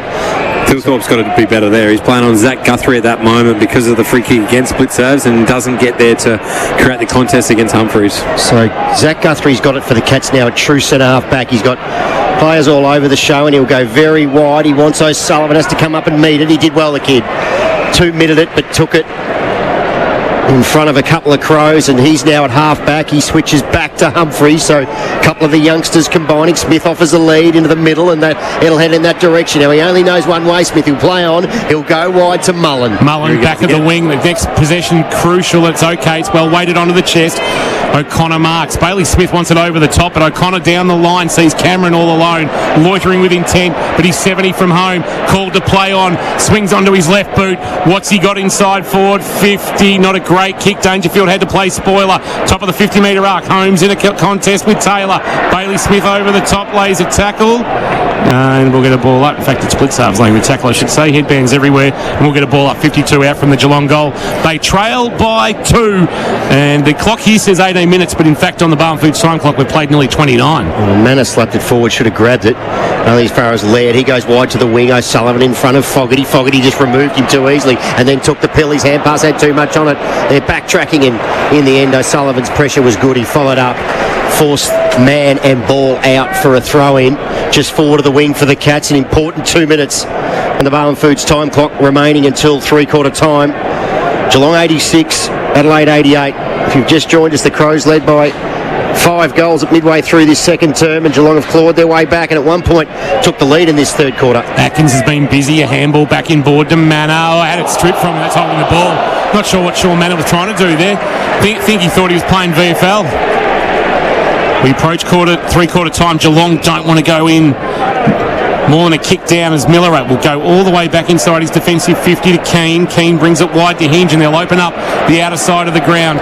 Hinge though wants to come back into the middle. Beautiful kick. Crouch. Handball release. The run from behind from Laird to the goal square. Oh, Connor O'Sullivan lost it in flight. Connor O'Sullivan thought that kick had more depth on it than intended, and Thilthorpe has been paid the mark, and this is a bit of a hammer blow approaching three-quarter time for the Cats. Yeah, it really is. A difficult position for O'Sullivan to be in. He's running directly back towards goal. It's hard to nail the depth perception compared to Thilthorpe, who's cut in across at that angle. It was, again, that kick from Mitch Hinge actually opened the game up. Laird hits Thilthorpe, who will kick the goal. For his first of the night. And the Crows move 8 points clear. 14-10-94. Place 13-8-86 in a cracking opening to gather round. Third quarter scoreboard thanks to Bowen Timber. Geelong are owned and operated, building better since 1980. That is Bowen Timber. Visit their showroom, men's 50 Fellmongers Road, Breakwater, or check out bowentimber.com.au. Yeah, they've looked more dangerous tonight, the Crows, when they've been able to shift the ball off the line, switch the footy, been able to then get their running game going, which we saw on that one there. Geelong, on the other hand, that's where they've broken down a bit tonight, is that turnover across half-back. We've seen O'Sullivan and a few other Geelong defenders have the ball in their hands across half-back and just look a little bit nervous or shaky, whereas the Crows have been able to capitalise when they've shifted that ball. And a great example there, Mitch Hinge gets the ball, he doesn't go down the line, he pulls off that one back inside, and Thilthorpe kicks a goal from the top of the goal square. 52 seconds till three-quarter time. Jets don't want to concede one here, and they'd love to get one. Stanley up against what's he paid? O'Brien. He's going to pay a free kick to Stanley. Stanley right in the middle of the Adelaide Oval. Players leading all over the show. He's got Neil down there. He'll go in that direction. It's just a high ball. Can he get a mark? Oh, up from there's a cat at the back of the pack. It spills to Miller. He goes wide. He wants Fogarty to lope onto it. O'Sullivan's there. Fogarty did well. Slapped it back to Crouch. Crouch broke the tackle. Did well. Showed some composure. Got it to Laird. Laird goes down the line. Blitzarves came off his man. Did okay. Ball goes out. But that was good defensive work from Mark Blitzarves. And sees it out for a throw-in on centre wing. It was Jeremy Cameron that came with a real run at that pack. Just couldn't get his hands on the footy in the end. Would have been nice, a late one there for the Cats. But 8 points is very manageable. They have done a lot of work, though, in this third quarter on a warm evening in the city of Churches. O'Brien, Stanley, no clear winner of the ruck contest, falls to the Taylor, the sub, gave it to Crouch. That's a fresh area. That's a holding the ball decision, surely. Not paid towards Tom Atkins, who laid a really good tackle. Manor now comes and lays a good tackle as well. Free kick for a hold. Yeah, you just wonder how he got rid of that ball. That's three-quarter time. Will he bother having a shot? I wouldn't have thought. He'll be absolutely kidding himself, Jordan Dawson, if he thinks he can make it from about 85 out. Bailey Smith having a conversation with the umpire showing little or no interest in having a chat with Bailey Smith. 3 goals to the Crows, 4 to the Cats, a margin that was 12 to the good of the home team at half-time. He's now been pulled back to 8 points at the final change. It is Adelaide 14-10-94. The Cats are 13-8-86 that third quarter, thanks to Barwon Timber. Geelong owned and operated and building better since 1980. Take a break, grab a fast twitch energy drink at AFL Cafe 24/7 with Breathe K-Rock Footy. Thanks to our number one ticket holder, APCO. Fueled by APCO Cafe 24/7. The cost of living in Australia is crazy right now, and it can be easy to let it get you down. Here at K-Rock, we get it. Just like you, we've got mouths to feed and lights to keep on. We also know petrol price pains crunching budgets, so we've teamed up with our mates at APCO to help you beat the Bowser. We've got $10,000 worth of free APCO fuel just waiting to be pumped into cars around Geelong and the Surf Coast. All you have to do is win a share. Don't get too greedy though, because you could end up running on empty. Head to your local APCO today and scan the QR code to enter. That's right, get in store at APCO, scan that QR code and stand by for us to call so you can play K-Rock's Beat the Bowser. Excuse me, if you're waiting for K-Rock to call, you're going to have to step away from the Bowser, please. Pumping weekdays from 6 a.m. Pump it up. Grab a fast twitch energy drink at APCO Cafe 24/7. Bye. Get a good night's sleep with Harvey Norman, Corio and Warn Ponds. Quality mattresses by Tempur, Sealy Posturepedic, Sleepmaker and King Coil by AH Beard with major savings. Adjustable bed bases, bed frames, kids' bedroom furniture, bunk beds and storage pieces. Customizable Australian-made bedroom furniture to suit your space and style. Luxurious pillows, quilt covers, sheet sets and more. Get behind the Cats this season with your locally owned and operated Harvey Norman, Corio and Warn Ponds. You've got 11 sandwiches to choose from. All Devon. That's not a choice, unless you're super into Devon. What holds for sandwiches holds for paint projects. You want real choice. No one stocks a greater range of Dulux paints and products or gives you tips and advice on how to use them than your local Inspirations paint store. That's what makes them the Dulux approved specialist. What's your next project? Inspirations Paint, Grovedale, 138 Torquay Road. All this footy making you peckish? Time for some Zambrero feel-good mix. Incredible burritos, bowls and nachos. Cooked slow and served fast with only the freshest, most delicious ingredients. Plus, when you buy a regular or big burrito or bowl, Zambrero donates a meal to someone in need through the Plate for Plate initiative. Feel extra good about every bite. Grab your Zambrero now. Geelong West, Ocean Grove and Torquay. Or order online so you don't miss any of the action. Zambrero, feel-good mix. Ready to build your forever home? Explore the incredible possibilities at Hamlin Homes' stunning new custom home in Torquay. Spanning over 37 squares, this breathtaking double-storey design features a sleek modern box facade, 5 spacious bedrooms and 2 inviting living areas. Perfect for your dream lifestyle. See how a custom Hamlin home could be the perfect choice for your block. Book your private inspection today at hamlin.com.au. Thanks to our number one ticket holders, ABCO. Fueled by ABCO Cafe 24/7. Myers sets it up, wanting Dempsey front position. Did well to bring it to ground. Close off the ground. Ole Gunnar Solskjaer style from the top of the box. Bailey Smith the roving and then went high with a high ball. It's going to float in the night sky. Lawson Humphries, wonderful mark. Coming the other way, Isaac Cumming. Humphries came with the spoil. Cumming took it on his chest. Hamlin hanger contender. Here we go. Out of the pack. Tommy Atkins outside of the right boot. Dempsey pulls in the Hamlin hanger. He's been threatening to do it all year. He got a run. He got a jump, and he hung on this time. Yeah, cracking Hamlin hanger taken there by Ollie Dempsey. Went back and actually kicked the goal to give Geelong the lead for the first time since the opening quarter. They have surrendered it. It is 8 points at three-quarter time on a sultry evening here at Adelaide Oval, mid-autumn, and it is still very warm in the city of Churches. 94 plays 86. Around the grounds for Leopold Sporties. We'll get you an NRL score early. It was 22-6. The Dolphins were leading the Panthers. We'll update that very shortly. But Benny, for St John of God, injury and sub-updates, please. St John of God, of course, caring for our community for 50 years. Yeah, well, Lockie Scholl was subbed out for the Crows and Zach Taylor came on and immediately kicked a goal for the home side. So that was crucial. Lockie Scholl out. We think it was just a tactical sub. Nothing wrong with Lockie Scholl. He was going like a fair and busted, so they just had seen enough, I think, the coaching staff, and he might work his way back into the Sandful side next week. In the third quarter, look, Geelong actually had 5 more inside 50s. They kicked 4 goals, 2 from their 15 entries. Just weren't able to slow down Adelaide. Adelaide kicked 3-4 from 10 entries, so they've had 7 shots from 10 entries. They look dangerous each time they go forward, do the Adelaide Crows. Geelong won the clearances in the third quarter 12-9. Contested possession was heavily weighted in favour of Adelaide in the third quarter, 43-28. It was plus 15 in favour of Adelaide. Doing some damage there was Crouch, who had 10 touches in the third. Laird had 9. Hinge had 7. They made a couple of mistakes. Philthorpe, after a quiet first half, got going. He had 6 touches and kicked 1 goal. For the Cats, Myers lifted in the third quarter. He had 7. Bailey Smith, 7 and a goal. Max Holmes, 6 and a goal. Thank you for that, Benny.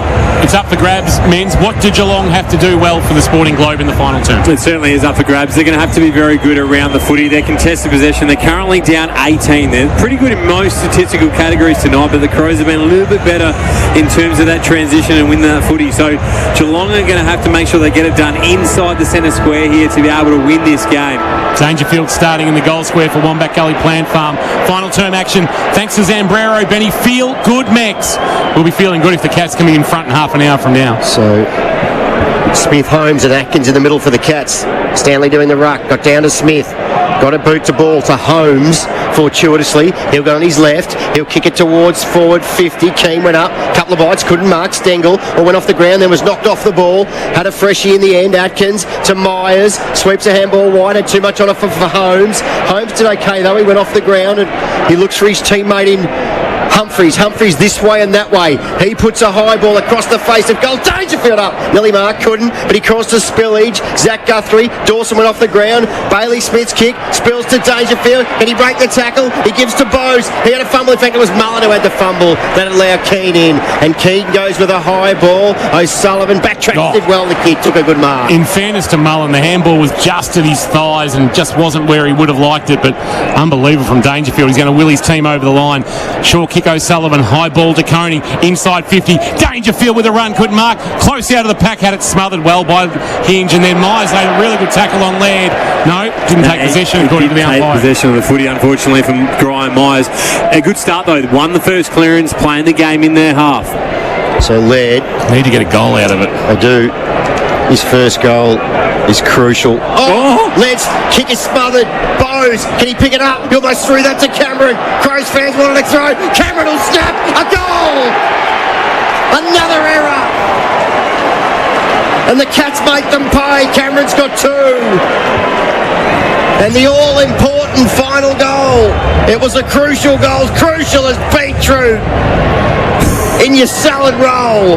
14-10-94. The Cats 14-8-92. Zambrero, feel good mix. I'm not sure if Paddy Dangerfield has beetroot in his salad roll, but that was, again, just impacted the play by staying with the smother. That's the reason they've got the goal. He's been dominant when he's been around the ball tonight, Paddy Dangerfield. He's launched himself with some contests. He's had 11 disposals, but it's been some sort of game for 11 disposals. Yeah. As a result, Jeremy Cameron, really clever, really clean on his opposite foot. A nice snap and a really important finish to make it 2 points. Was it a throw? Oh, yeah. Yeah. The old-fashioned crow throw. Felt like we were back at Footy Park in about 1996. Bounce in the middle. Stanley and O'Brien to go at it. O'Brien favoured by the bounce. He won the tap down, but Bailey Smith will do the roving. Jammed it on the boot. Got about 8 metres for his team. Holmes trying to knock it forward. Dawson pushed him off it. Rankin came through but left it behind. Holmes picked it up. Dumped by Rankin. Ball came out, but not before the umpire said, give it to me, I'll ball it up. Forward to the centre circles, favouring the Cats. O'Brien the tap again, but knocked it to Manor. Jammed on the boot by Holmes. It's spilled. Stanley, handball, too much on it for Bowes. Bowes laid the tackle on Laird. Oh, that's a dumping tackle by Atkins. That's a sling by Tommy Atkins. That's a big tackle he's laid there. Not sure why Stanley didn't kick. Mitch Hinge, sent it long inside 50. Got Dangerfield playing on the inexperienced Worrell. Short kick, Hinge, back with the flight, just reeled in, no drop by Dawson, opens the door for Close. Smith's got it, Smith will go with a darting ball, leads Dangerfield on the lead. Oh, great spoil by Worrell, he was fantastic there. Spillage to Michael Annie, to Millerer, they'll get out of trouble, he'll go wide, he's got Isaac coming, he'll go down the line, dangerous ball, Fogarty, oh good mitts, no, I thought it was back, good mitts, he dropped it, but has got time to find it at ground level. He'll handball over the top to Keys, he'll go to Michael Annie, he'll run on, look out Michael Annie, he's wrapped up in a good tackle. Umpire said play on. Geelong's pressure's gone up. Atkins, they're forced to Spillage. He'll give to Blitzarf. To Zach Guthrie, he'll go to Myers. Oh, it's a wonderful kick to Myers. He's held up though. Wants to quickly play on. Around the corner of his eye. He sees Dempsey. Dempsey a handball. Manor tight in the pocket. Cameron on the chest. Manor could have blazed away, but he put advantage side of Cameron to lead onto.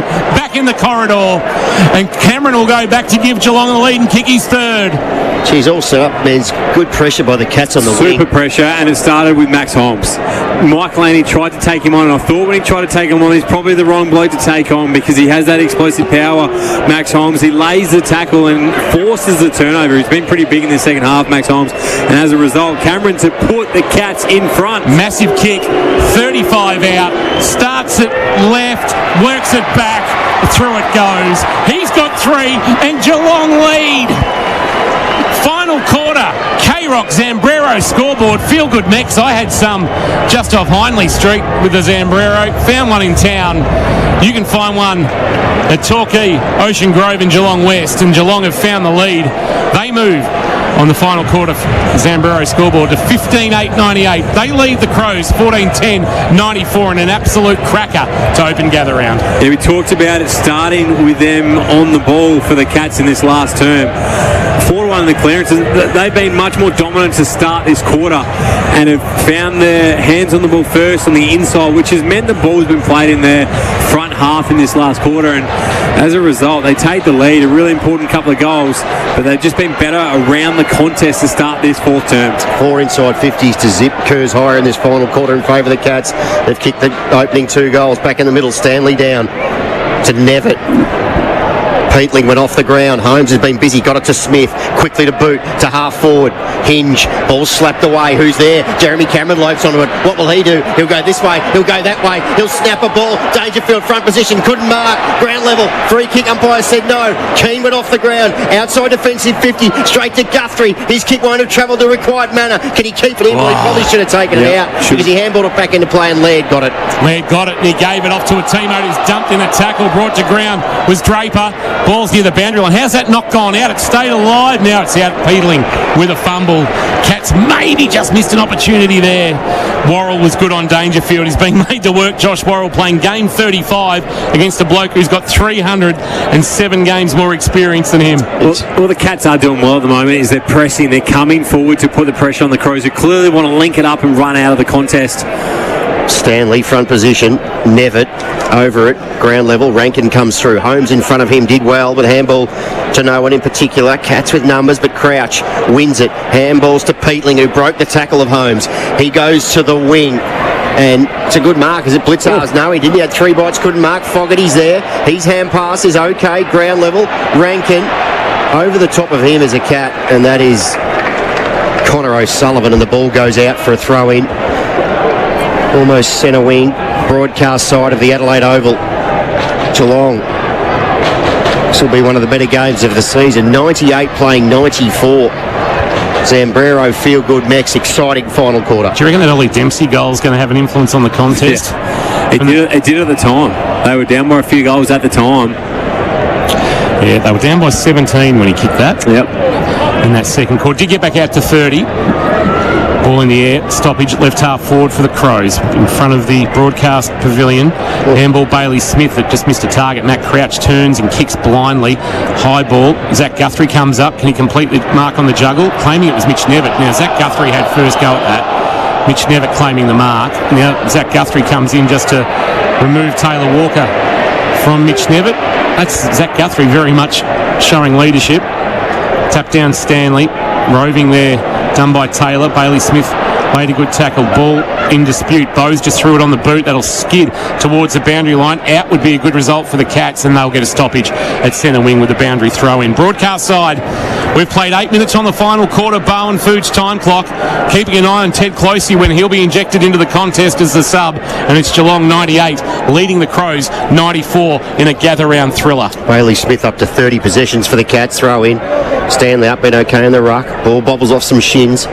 Make it 31 for Smith. It was partially smothered only as far as Crouch, who... It's going to be a free kick, is it? No, Mark paid. What? He touched off the boot. He played on, though. Because he thought it was touched off the boot. Yeah. So Hinge was marked at centre half back. He'll come wide. It'll get to Keane. Cameron couldn't make the required ground for a defensive action, and Keane comes back inboard, pokes it carefully to half back, and he's got Laird. The veteran, right half back, dinky little ball, didn't go 15, so Hinge will be called to play on. Had to work back into traffic. Atkins to shut him down. Got a handball away just. Turned it over. O'Connor, close. Dangerfield back with the flight. Dropped the mark. Can give the handball. Decides to snap and kick the goal. He's got 3, and the Cats now lead by their biggest of the night, 10 points. Wonderful pressure, Tom Atkins. You made that happen. Never gave up on the contest. That's why you're the number 1 tackler in the comp. And the Cats, final quarter, thanks to Zambrero. Feel good, Max. Geelong move on to a 15-10-100, make it 16-8-104, I should say. Playing 14-10-94. We've got 9.5 minutes in this final term. It's a great call, Kingy. It's super work from Tom Atkins. He just stays on the tackle. He's had a really big game, not necessarily in terms of statistically. He's had the 19 disposals. He's had the 5 tackles now, but it's 14 contested possessions. That was huge. He stayed on the tackle. He's had 48 tackles leading into the game, which is 14 more than any other player in the competition. 4 tonight. He's just his effort around the ball. He's not pretty, but he just gets in the way and keeps body lining the ball. Mitch Hinge, another really poor decision for the Crows. Back in the middle. Stanley was good, but Neil having another go on the right. Thilthorpe handball to Crouch, to Dawson, outside of the right shoe. It's high, wide and handsome, and it's marked by Connor O'Sullivan. So hasn't had a great night. Look, he's just playing his 6th game of footy, but he's on a steep learning curve, Connor O'Sullivan, and his kick back inboard isn't great. He's kicked it in the direction of Dawson, who couldn't mark. Off hands, Millerer. Handball's back. Thilthorpe's got it. He'll go over the top by hand. He's got Isaac coming, who sold some nice candy on Ollie Dempsey and then hoists it towards half forward. Big pack will form. Connor O'Sullivan couldn't mark. Guthrie off hand. Gave the crumb to Bailey Smith. He handballed to Zach Guthrie while under pressure. Back to O'Connor. O'Connor's kicked to Nevitt. That won't travel the required. Spillage to Close. Handball to Blitzarves. He'll go to Nevitt. Cats away again. Oh, Harlem Globetrotters from the Cats as Nevitt sends it wide. Oh, Dangerfield and Dempsey got in each other's way. Works out okay. Dangerfield went to kick. Held it back on his left. Gave it to Myers. He kicks now on his left to a 1-on-1. Knocked away into the path of Dempsey. Ball spills out. Ollie Henry overran the footy. Oh, Keane just threw it out of there. Peatling thankfully there. Quick kick out of the pack. Thilthorpe nearly clean bowled. Good use of the body, Atkins. Can he knock it out? No. Thilthorpe stole it. Close dumped him. Ball spilled out. Atkins there again. O'Connor. Nevitt to the run of Zach Guthrie. Top of 50. Bailey Smith just hoisted high. Long ball. Dangerfield. O'Sullivan. Neither could mark. Dangerfield top of the goal square. Turns. Snaps. Kicks his 4th. Cats now lead by 16. Danger's got 4. And Geelong are putting themselves in the position to absolutely steal 4 points. Final Final quarter. K-Rock Zambrero scoreboard. Zambrero, feel good Max. It's Geelong now 17-8, 110. Adelaide 14-10, 94. Final quarter on the Barwon Foods time clock. 11 3/4 gone. Once again, talk about impact on the game. Patrick Dangerfield, what a game he is having. He's kicked the 4 goals. Now, every contest he has been in has been huge. 9 inside 50s to nothing in this final quarter. What a domination. Now, Closey for Mullen, the sub, Men's. Yep. Laird, potentially there's a free kick there. They could have paid it. He did play for it a little bit, which is probably why he didn't get it. But again, just being under the pump around the ball, the Cats' pressure has been immense. Crouch does the roving after Neil won the tap, and the Crows go inside 50, but Lawson Humphrey, I should say, going back with the flight, will be paid the mark. No, free kick. Yeah, front on contact, I should say. Thank you, Men's. Stood tall again tonight, Lawson Humphreys. Goes across the face of his defensive goal to Koning, who looks very much at home in the key defensive slot. Sends it to the wing. Dawson, good spoil from behind Closey. Dawson was ready to mark. It's knocked out towards Close. Close on hands and knees. Up to Nevitt. Nevitt back to Close. Close, but did well there to jam it on the boot, but he's kicked it straight to Miller, although the contest from Stengel was good. Brought it to ground. Miller went back. Handball. Slung in the tackle, Nankervis, but got a handball away to Miller. Miller just checked his kick and did well to get it to Neil Bullen at the point of the square. The left half back. It was a good kick. Yeah, it was. Neil Bullen goes wide, and he's got Hinge. Hinge on his left, usually productive. Down behind. That's a poor kick. He wanted Fogarty. It'll get to him on the bounce, though. He'll handball to Peatling. Inside forward 50. Peatling's kick inboard is okay, and Rankin marks. Lucky Mitch Hinge, he has had a shocker to say the least. He's turned the ball over, he's cost them a number of goals, and nearly again, but cleaned it up well there, did Fogarty, to be able to keep that ball in play, and then smart by Peatling to not blaze away and find Isaac Rankin.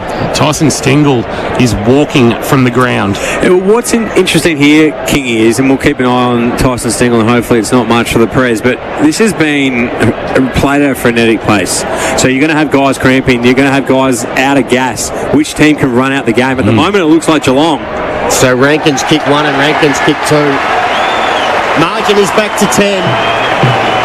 Rankin gets his second, and the Cats 17-8, 1-1-10. Lead the Crows 15-10, 100. Zambrero, feel good Mex.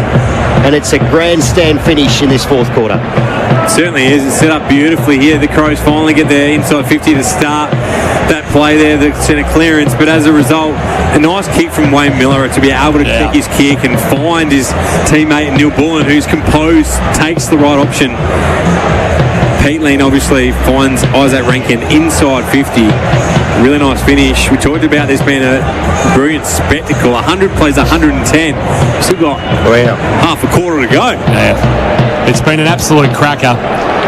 If you've rolled up as a neutral tonight, and there are plenty of neutrals in the crowd, a lot of Port Adelaide scarves. I've seen some Brisbane. I've seen some Gold Coast. Well, that Hill Benny is chock-a-block like it was at the start of the game. No one's left. Absolutely. O'Brien and Neil. Maybe O'Brien this time. Dawson to run under the loose foot. He couldn't get his handle on it. Holmes keeping him company. Here's Atkins again through traffic. Handball release. Nevitt just banged it on his left boot. Bouncing ball. Keane playing in front. Ollie Henry's barely been sighted tonight, and he had to be in front there, and he wasn't. Short kick Hinge. Finds Rankin. They'll come again, the Crows. Cat fans, don't be too comfortable. That's an absolute mung off the boot with the one hand. Oh, Shannon Neal's wheeled it in. That's some sort of mark off the boot. Judged it well. Got the right mitt to it and was just sort of able to roll it up his forearm and hang on to it. He will. He'll come to the broadcast side. Hinge is there and marks. And we had 2 bites and couldn't mark. Manor went to ground, should have kept his feet. That allowed Rankin in. His kick went about 8 metres, though, straight into the arms of Zach Guthrie. His kick was awkward round the corner, straight to Worrell. Couple of errors from both sides. He gives it to Hinge. Hinge will get onto his left. Pump a long ball, inside forward 50. Fogarty's there, had to spoil. Left-handed spoil. Ball at ground level, inches from the boundary, taken by Curtin, was it? His kick's a high ball inside forward 50. Tex getting back. Will it stay in the field of play? It won't. It dribbles out for a throw-in, and this is happening about a metre around from Adelaide's goal. Geelong lead by 10, and now defending grimly midway through this final term. Still 9.5 minutes remaining on the Barwon Foods time clock. 16.5 played. Barwon Foods sells the freshest fish direct to Tonga Road, North Geelong. Walker grabbed it out of the ruck, tried to take on 2 tacklers. That'll be holding the ball. Holmes did well. I think Closey might have been involved as well, and it's Ted Closey with a big play, wins the free kick, quickly kicks it into the left back pocket and finds De Koning. De Koning a handball to Holmes, tight against the boundary line. What will the kick do? It'll go wide. Dempsey will set himself to fly. Got to run and jump at the footy. The ball's got out the back, and it'll sit for Stanley. Handball on the up was okay. Myers will have to, wait for it. Got one high, surely. Umpire said play on. And then maybe a push in the back. No, too high. Will be the free kick call. O'Brien over the top. Handball on the up was smart. Myers checked the kick to the pocket. Keane back with the fly. Oh, no real conviction. Knocked it into the path of Dempsey. Handball. Ollie Henry tight in the pocket. Outside of the right boot. What's that? That's going to bounce into the behind post and not be a bad result. Boundary throw in. Right next to the left hand behind post. Cats in attack.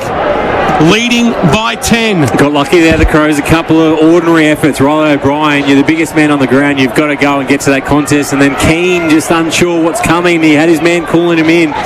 He got away with it. Throw in, Neil front position. Ollie Henry through. Can he break the tackle? He can't. Handball. He's going to get done for. You've got to move. Okay. Rankin will take it. Go wide. Phil Thorpe. Good mark. Big man. Important where it is on the ground as well. It just allows the Crows to get ahead of the ball here. Halfback goes down the line. Neil Bullen. Couldn't mark. Was that an arm chop? Umpire said no. Blitzarve sits over the top of him. It finally spits out, but the umpire says give it back to me. I'll throw it up. True centre wing. Broadcast side of the Adelaide Oval. I reckon the Cats still need one more. Yeah. Again, players are gassed at the moment, so who can run this game out? Stengel is up on the bench, so he looks like he's okay. Tap down, one by Stanley, rove by Nevitt, who's just had some good moments this evening. Mitch Nevitt back into the side after missing last week with a foot problem. Umpire puts it into the air near the boundary line. Broadcast side, O'Brien. Here's Dawson spinning out of trouble, but not spinning out of Manor. Got a handball into space, and that will be holding the ball against Jordan Dawson. Sean Manor with an important moment there. They've contained him well tonight, the Cats. Jordan Dawson, when he finds the footy around the contest, just usually makes the right decision and distributes beautifully, but hasn't been able to have a real impact tonight. Manor's short kick wasn't 15, but Zach Guthrie had time to send a kick along the line. No mark taken. O'Brien, the unlikely rover, got a handball away. Taylor, the sub, a handball on the bounce. Oh, wonderful tackle. That's holding the ball, surely. Ball comes out now. Now it's holding the ball. Zach Guthrie with a cracking tackle on Neil Bullen right at the interchange gates. Pressure has been elite in the second half from the Cats. It's not always been about the tackling. They've just been there to be able to put the Crows under pressure. Short kick to Bailey Smith. It didn't go 15, but he had plenty of room. Sends it inside 50. Good spoil Henry to knock it away from Worrell. Henry comes again. Handball release. Was that Closey? Quick snap. That'll float through for a behind. It actually did well to go through for a behind in the end. It munged off the boot. It looked like it was going out in the full. The margin is 11. Geelong 17-9-1-11. Playing 15-10, 100 final quarter. Zambrero scoreboard. Zambrero, it's feel good Max. Keane gets the kick back and then goes to the wing. Important one-on-one to be won. Keys and O'Connor. Ollie Dempsey there in support. Handballs to Holmes. Will go back to O'Connor. Numbers win out. O'Connor down the line. He's got Myers. He's called to play on, not the required distance. He spins on a threepenny bit. Kicks it down the line. Worrell couldn't mark. Good spoil by Neil, but Crows again with numbers, and Saligo goes down the line. That should be marked by O'Connor. It's not, but he was going to get the spillage and then he fell over. Myers quickly to Dempsey. Dempsey round the corner, close in front position. Marks. A metre in from the boundaries, too far out to score. 60 from home. That's a really good mark. Yeah, he just controlled the drop zone beautifully with his body there. And into the pocket he goes, wanting Cameron, who with the one hand just couldn't reel it in. It was just too tight on the boundary line, and we'll get it hurled into play in the right forward pocket. Any score would be handy for the Cats. Give them a 12-point lead. Means the Crows would have to kick 3 goals. 50,000 in the head. Oh, jeez. And 73. Don't forget the 73. They're crucial. Ball back into play. Tap down O'Brien. Oh, Dempsey left it behind. Atkins through traffic. Oh. Gives Geelong a 12-point lead. Just missed to the left. He deserved a goal there, Tommy. He's been huge tonight. 112 plays 110.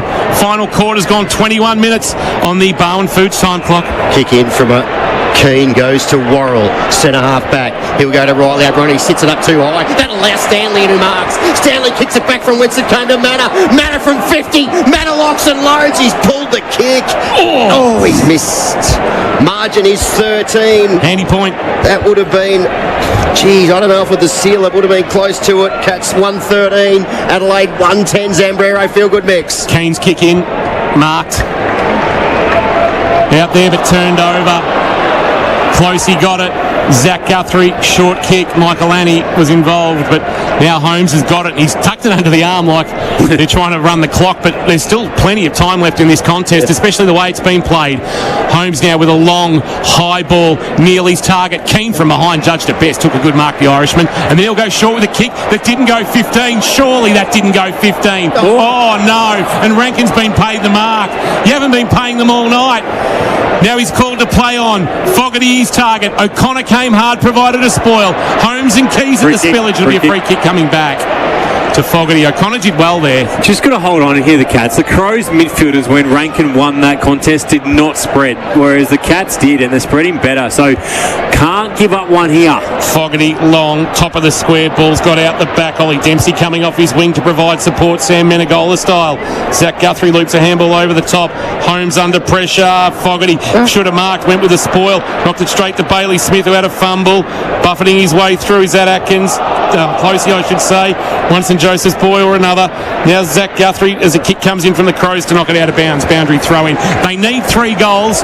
There's 4:43 to play. The Cats leading by 13. 17-11, 113. 15-10, 100. Zambrero, feel good next. Final quarter, K-Rock scoreboard. Throw in. 40 around from Adelaide's goal. Geelong can find 2 minutes of no scores here. They've probably done enough. There's a cat on the bottom of that pack. It might be Closey. Off the ground went O'Connor. Manor it was. Dangerfield over the top. Couldn't mark. Spills to Worrell. His kick was brilliantly smothered by Ollie Henry. In went Cameron. Wrapped up. Stoppage. This will suit the Cats.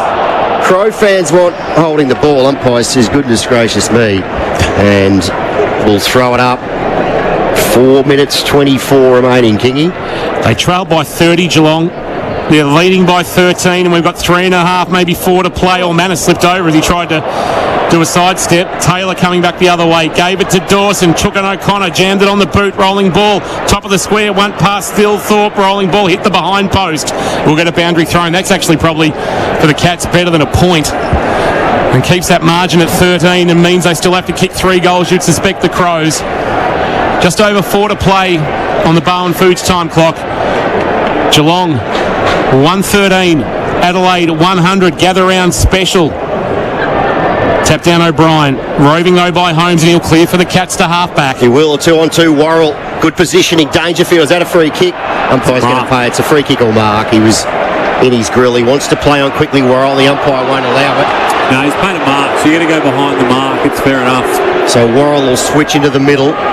Geelong have retreated back every player behind Mitch Hinge, who's marked in the middle of the Adelaide Oval.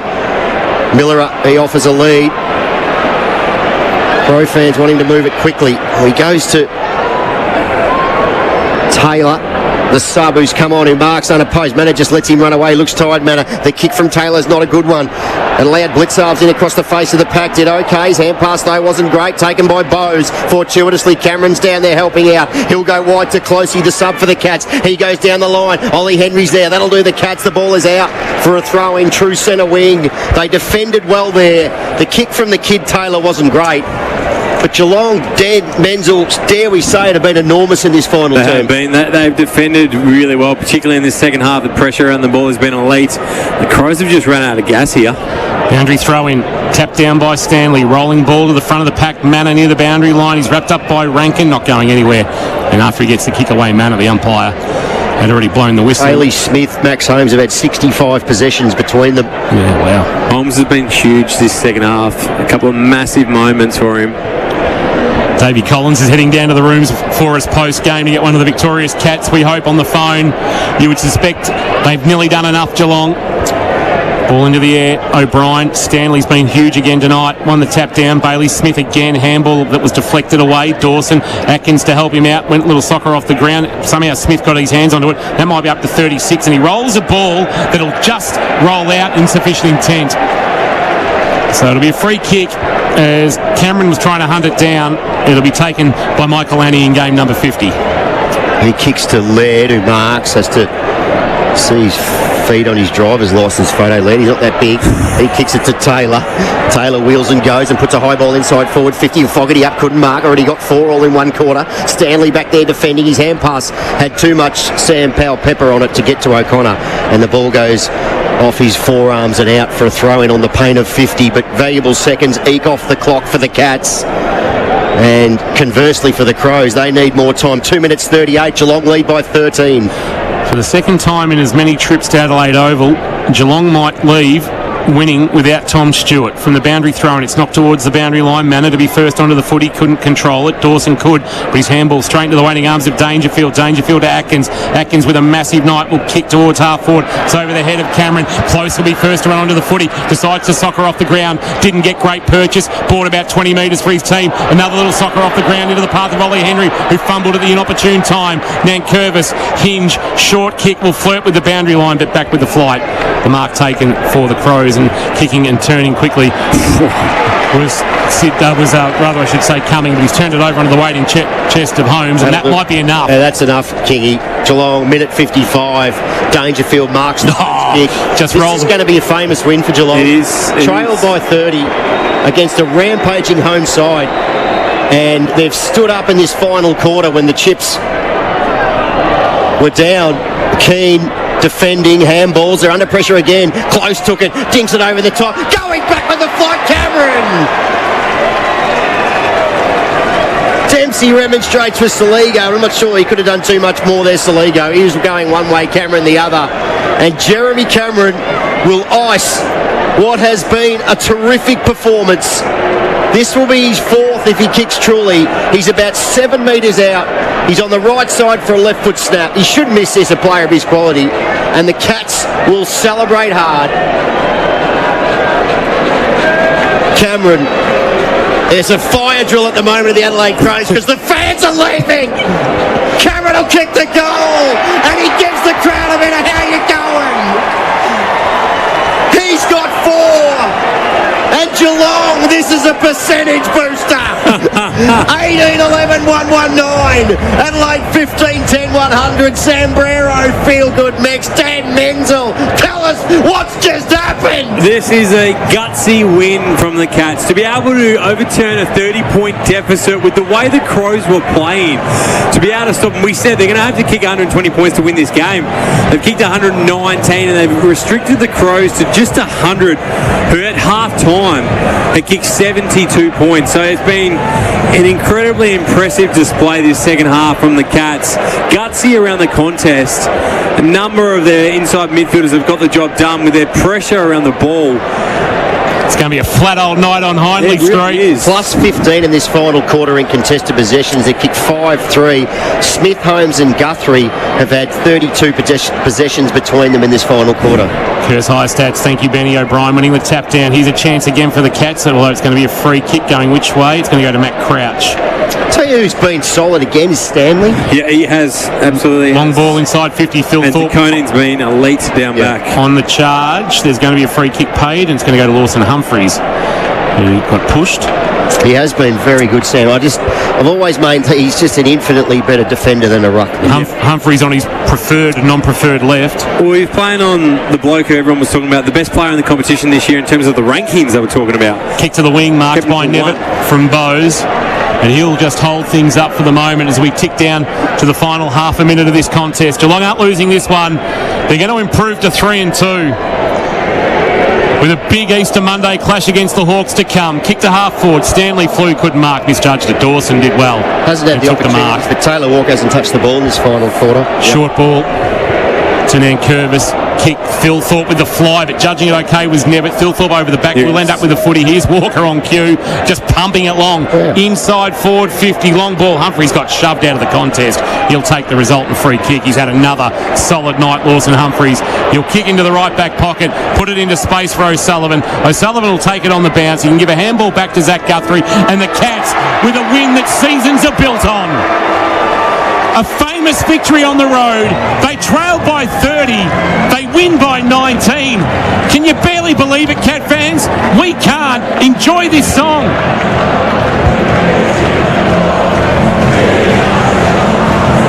Oh, that's better.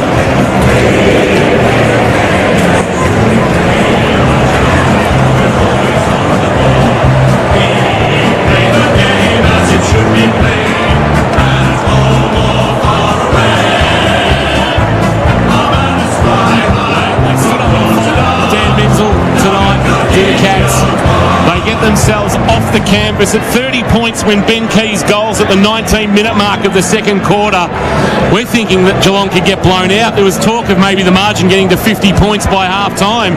They find themselves back in the contest by the main break, and then after half-time, they take control and keep the Cats to just 4 goals, the Crows to just 4 goals, while kicking 9 of their own and winning this contest. It's an impressive win. It's, I think, as we see the Geelong coaching staff walking off the ground, it's one that they'd be proud of, this group, with how they were able to wrestle that ascendancy back and get the game on their terms. The Crows looked dynamic in the first half when they were able to get the ball and get some speed on the ball and hit the scoreboard. Geelong to restrict them to 4 goals in this second half. Some really good in-game coaching from Scotty and his team again has been a big part in this result. But we talked about the contested possession. The Crows hadn't lost it all year, and I think they've just gone down in the end in that statistic.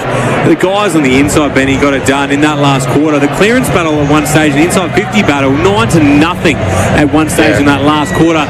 And you could see it here live watching the game that the Geelong players just covered the ground better in the last quarter than in particular what the Adelaide midfielders did. So a very impressive win away from home against the odds, 30 points down. Let's see if we can tap into some of the on-ground interviews. Let's have a listen here. I think Patrick Dangerfield. I'm so proud of the guys tonight, man. Jack goes out, Tom goes out, and the resolve of everyone tonight. When the game, ebbs and flows, and we're conscious, they're coming off a 5-day break, so they're up against it in that capacity. But just so proud of our guys to get the job done tonight and to kick off an incredible weekend that is. South Australian gather round. They've put on an incredible show as they do every year. It's been held, and we've really embraced it. 4 goals for you tonight. Can you remember the last time you kicked 4 goals? No, to be honest, a while. 2020 in the finals it was. Gee, that must have felt good. You're looking so good up forward, Paddy. Well, it's not bad when you've got, Jez and Tyson. Ollie played a terrific game tonight. So you fit in with that group, and James Riley's, he's a terrific coach. So to play my bit in that, I'm super happy, but more proud of our guys tonight to get it done in tough circumstances. Some really hard efforts. I know you don't probably want to individualise too much, but really tough efforts. Tom Atkins comes to mind for me. Yeah, he's super. I don't know how many tackles tonight, but he's had 10 or 12 every single week from the start of the season. He's a brute, and he's inspiring for our other mids in there. He's a great example of determination. So that's littered, to be honest. And just pumped with our guys. A couple of days ago, you celebrated your 35th birthday. You're aging like a fine wine here in the Barossa Valley. Age is just a number at the Cattery Beck. You're going to keep going to you're about 40. You go and enjoy that win. Thanks, Beck. Over to you, Mitch Cleary. Thanks, Beck. We might be able to tap into another interview. We just got Patrick Dangerfield. Not sure who Mitch Cleary's having a chat to. Yeah, absolutely. Let's have a listen. He's also got Max Holmes with him. We knew it was going to be a tough game, and God, they were loud, this crowd. Fair play to them, but super game. Bailey, you came storming home late. You guys did a bit of training together in the pre-season. Do you think that came back to fruition in that final term? We did a little bit. We had a kick together. But yeah, we're big on especially me coming into the team, building that chemistry, and hopefully we can do it for the next 10 years. It's been a hot summer. Do you really drive and use that in those final terms when it's going gets tough to really drive the legs? Yeah, I mean, every pre-season you want to build your fitness. We pride ourselves on, they always say that we have a lot of time off at the Cats. It's good work-life balance, but when we're on, we work bloody hard. So it was just great to be able to run over the top of them. They had a 5-day break, so obviously hard for them, but we're just going to keep building from here. Did you use that? Was that used in the psyche of the players, and the fact that they might have been a bit tired? A little bit, but I suppose you never want to rely on that. So it was just regardless of who we verse, 5-day break, 10-day break, we just want to outwork them in the last quarter. Max, there was a lot said about Bailey's move to the Cats in the off-season. You've spent the best part of 6 months with him now. Is there 1 or 2 things you've learned that you didn't otherwise know beforehand? About Bailey? First week he comes in, he goes, anyone want to play Fortnite? I'm thinking he's taking the piss here. he's an avid Fortnite player, much better than any of us. So that's what shocked me. A few days off now before Easter Monday. Will you be playing much Fortnite or sticking in your hotel room? We're straight out of here tomorrow, so not sticking around the hotel room, but probably going to sticks on the weekend. Thanks for your time. Cheers, mate. Clayton Smith and Max Holmes. We will get the song from down in the rooms. we're able to take a feed from our host broadcaster, which we appreciate. We do a little bit light when we're on the road, and we will be able to hear the boys belt out the song, although they might not be belting it out for a while because I think Jeremy Cameron is still out on the ground waiting to do an interview with the host broadcaster. So we'll take that interview, take the song as well as we move into the fifth quarter for Homestyle Aged Care.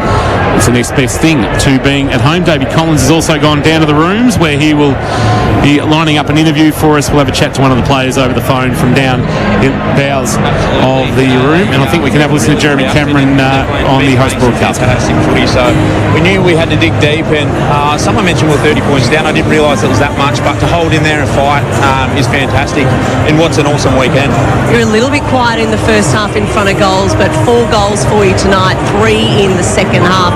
You found your feet, you found the goals. Yeah, the younger boys have been letting me know that I've been a little bit quiet to start the season, so it was nice to do something tonight, but we got a really good, a lot of players that can play through the forward line, and it's always good fun up that end. Not everything went your way tonight. You obviously had Tom Stewart, was a really big out, but you filled the void. You didn't let it rattle you. Yeah, absolutely. It's always a big out when Stewie's out of the side, but next man up sort of mentality, and we know our system's really good if we can play the way we want to play, and it's just a great fight tonight. I think Bailey Smith was just giving an interview saying he's going to celebrate by playing Fortnite. Have you ever played Fortnite?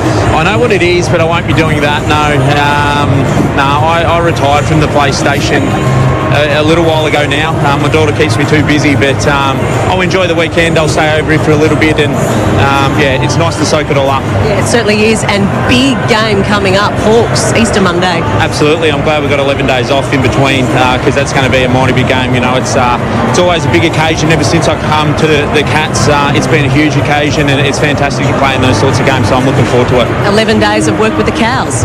Pretty much, yeah, I'm looking forward to that. All right, you go and celebrate too, Jess. Jeremy Cameron's got to do the Harold Holt over to his teammates who are just waiting for him at the players' race down in the southeast corner, I believe that is, of the venue. Daniel Menzel. That is correct. Thank you. Southeast corner. I've got my directions right. I never once got into the call tonight the River Torrens end. Because it's not the Torrens River, it is the River Torrens. Yes, that's correct. Did you get the Belmont Watch House end in? Well, I usually get that in. Not tonight. Yeah. Fifth quarter for Homestyle Aged Care, the next best thing to being at home. The Cats head down into the rooms. Big smiles too. 11-day break. Paddy Dangerfield with 4 goals. And as was touched on, it was the first time he's kicked 4 in a game. I think at the Collingwood semi-final in the 2020 final series at the Gabba was the last time that he did that. 3 last week. So he actually has now, for the season, Patrick Dangerfield, 11 goals to be equal leading goal kicker with Jeremy Cameron also on 11 for the Cats. And the three-headed monster tonight for the Crows. Stillthorpe didn't kick a goal. Fogarty kicked 4, but they all came in the second quarter, and Walker kicked 2, but none after half-time. So 6 goals from that trio. Stillthorpe got one late. Oh, sorry, so did get one. 7, Apologies. but you're right. Especially after Fogarty kicked the 4 in the second, you take that. I missed the Stillthorpe. Must have been my excitement. It was their only goal the last quarter. Although Rankin kicked late in the third quarter, didn't he? Yeah, late in the third quarter. Didn't ride it down. So, 7 goals between them. I reckon if you had been the offer, you would have taken it. Here's the song.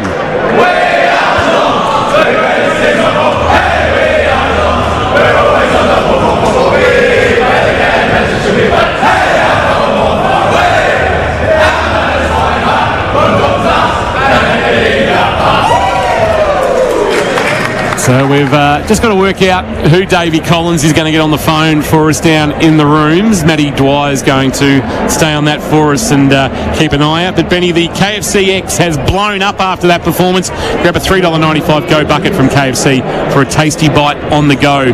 Pick up only. The sentiment of Cat fans, maybe just some of the more thought-out comments that have come post that match. Oh, look, Todd Nicollick, what a win, 30 points behind to win by 19.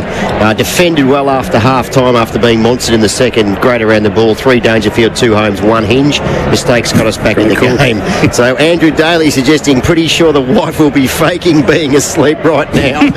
So Stanley had another great effort. I thought he was pretty good, Stanley. If he just competes like he is, that's all you can ask. Cameron finally turned up. Dangerfield just wants to beat Adelaide. Guthrie has been unreal. Basically a 4-quarter effort. Atkins doesn't stop. Never a solid game. This means something. The old Mick Howley suggesting missing Henry, Colo, Stewart, Buse from the back six. Down a fantastic effort. Reece sparked windscreens, O'Brien. Jezza found touch. Bailey Smith and Holmes were fantastic. Would love to bottle the Tom Atkins determination. Has more ticker than Farlap. Young blokes played roles perfectly. So Brendan saying, can we finally put the SDK ruck experiment to bed? Just got amazing, kept on top of them apart from ugly exits in the first half. Felt we controlled the game. Atkins is so underrated. 2 times 30 possessed, Posy mids, danger. Talking about Holmes and Bailey Smith there. That probably hasn't happened a whole lot to Geelong in recent years. The midfielders have never been as prolific as some other clubs. Dangerfield 100% committed to each contest. Ollie's still a worry. D. Goss just suggesting it was special. Cat fan Pete, wow, we go Cats. Clinton Mitchell saying, if you can't be happy with that, there's no hope for you. Massive win. Peter Despic, great win, lads. Awesome effort. And Frankie said, you're happier than a Hindley Street Ugg boot retailer. So, no, Lee Winter show, but no Stewart, no Henry, no Collar, no worries. And John Roberts says you haven't seen a machine that wild oiled on the F1 circuit. So plenty of Cat fans happy, Kingy. I don't think there would have been a few maybe wondering what time they were going to go to bed when they were 30 points down. And if you did go to bed when they were 30 points down, then you are going to wake up surprised in the morning. You'll be watching the replay tomorrow morning if you went to bed when they were 30 points down. What an incredible display across the park. That sums it up pretty well there. A lot of the comments and a lot of the calls are about the players that are prolific, but again, across the park, a lot of players played their role and were a massive part in them turning this game around. Yeah, Benny, you don't pump up your own tyres, but Marky Mark, the lamp, Benny, the eternal optimist, nearly picked the score. You said 28 points. I did. I think we're going to go to the phones because Walla Walla's finest has joined us on the line, and I do speak of a man in his second game back for the year, Sean Manor. Sean, Tom King, Ben Castanelia and Dan Menzel talking to you from up in the stands here at Adelaide Oval. Can you scarcely believe that you came from 30 points down and they had all the momentum to win that game? G'day lads, yeah, on the hotline, how's with that? What a game of footy. It felt like, and even though we were 5 goals down, it didn't feel like that when we were out there. Always felt like they'd kick a couple and then we'd get 1 or 2 back, and then it felt like it was a 2-goal game again. So, that's just the way they are. Like they're attacking, they're really good when they get the ball on the outside, and I think they've seen over the first 3 or 4 games they're the highest scoring team in the comp. So, I think we knew if we stuck with them for the first 3 quarters, we could run over the top there, and after a short break with them up in Gold Coast as well. So, great grind out win for the boys. Talk to us about the intensity of the game, especially for you just playing your second AFL game back. Obviously, a trio of VFL runs under your legs, but is there a moment in the first half you're going, gee, this is really quick and I'm still finding my feet for the season? It felt pretty good, to be fair. Obviously I got a few games in the VFL, which, I finally found my legs in the last game, I reckon, and the past 2 weeks has been good. Obviously the intensity is a big thing and you sprint around a lot more, but after last week I feel pretty good. So it was nice to run out in the last quarter and do what we did. Sean, it's Ben Cass. Thanks for joining us on Current Footy. I heard a couple of your teammates mention, and you mentioned there, running over them if you were close enough at 3/4 time. Is that something that the coach mentioned, or is it just, you just knew that was a chance to happen, or did he actually go out of his way to mention that we're a real good chance here, they're coming off the short break? I think Scotty might have mentioned, I'm not too sure. Probably wasn't paying enough attention, but listening to the main points. But no, I think we knew, they did play up in Gold Coast and it was like 30 degrees last 5 days ago. That's actually a big thing. And then they got to travel down. I think they got to travel back. So, and I think we've done the work in the pre-season. New strength and conditioning came, so we've got good belief in what we've done, and I think we'll carry that through the whole season. Obviously, you've got a lot of players you'd love playing with, but I imagine Tommy Atkins is the sort of player that, makes you walk a little bit taller. He's not the biggest bloke, but, geez, his ability to body line the ball, create pressure, and, he was good all night, but in the last quarter, he really stepped it up.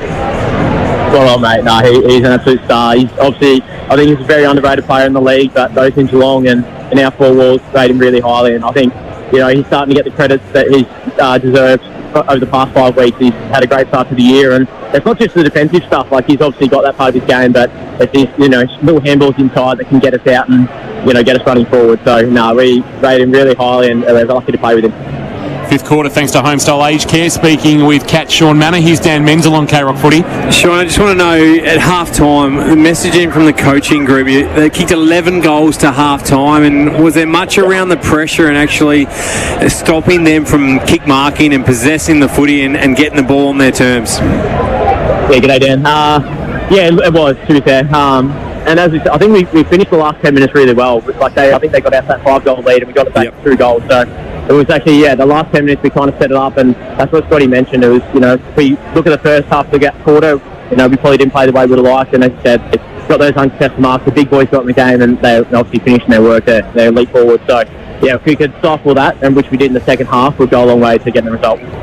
And then in terms of your role and the other guys around you, a quiet first half in particular for Tyson Stengel, for Graham Myers, for Brad Close, that worked their ways into the game. Did James Raleigh speak potentially about just keep working, stay involved in the game? It's not one of those games at the moment that is on our terms, but it will come and we will be able to hit the scoreboard. Yeah, spot on, mate. And getting up around the contest as well, we probably were a little bit deeper than we would have liked, so getting a bit higher and being involved, make sure we were front and centre.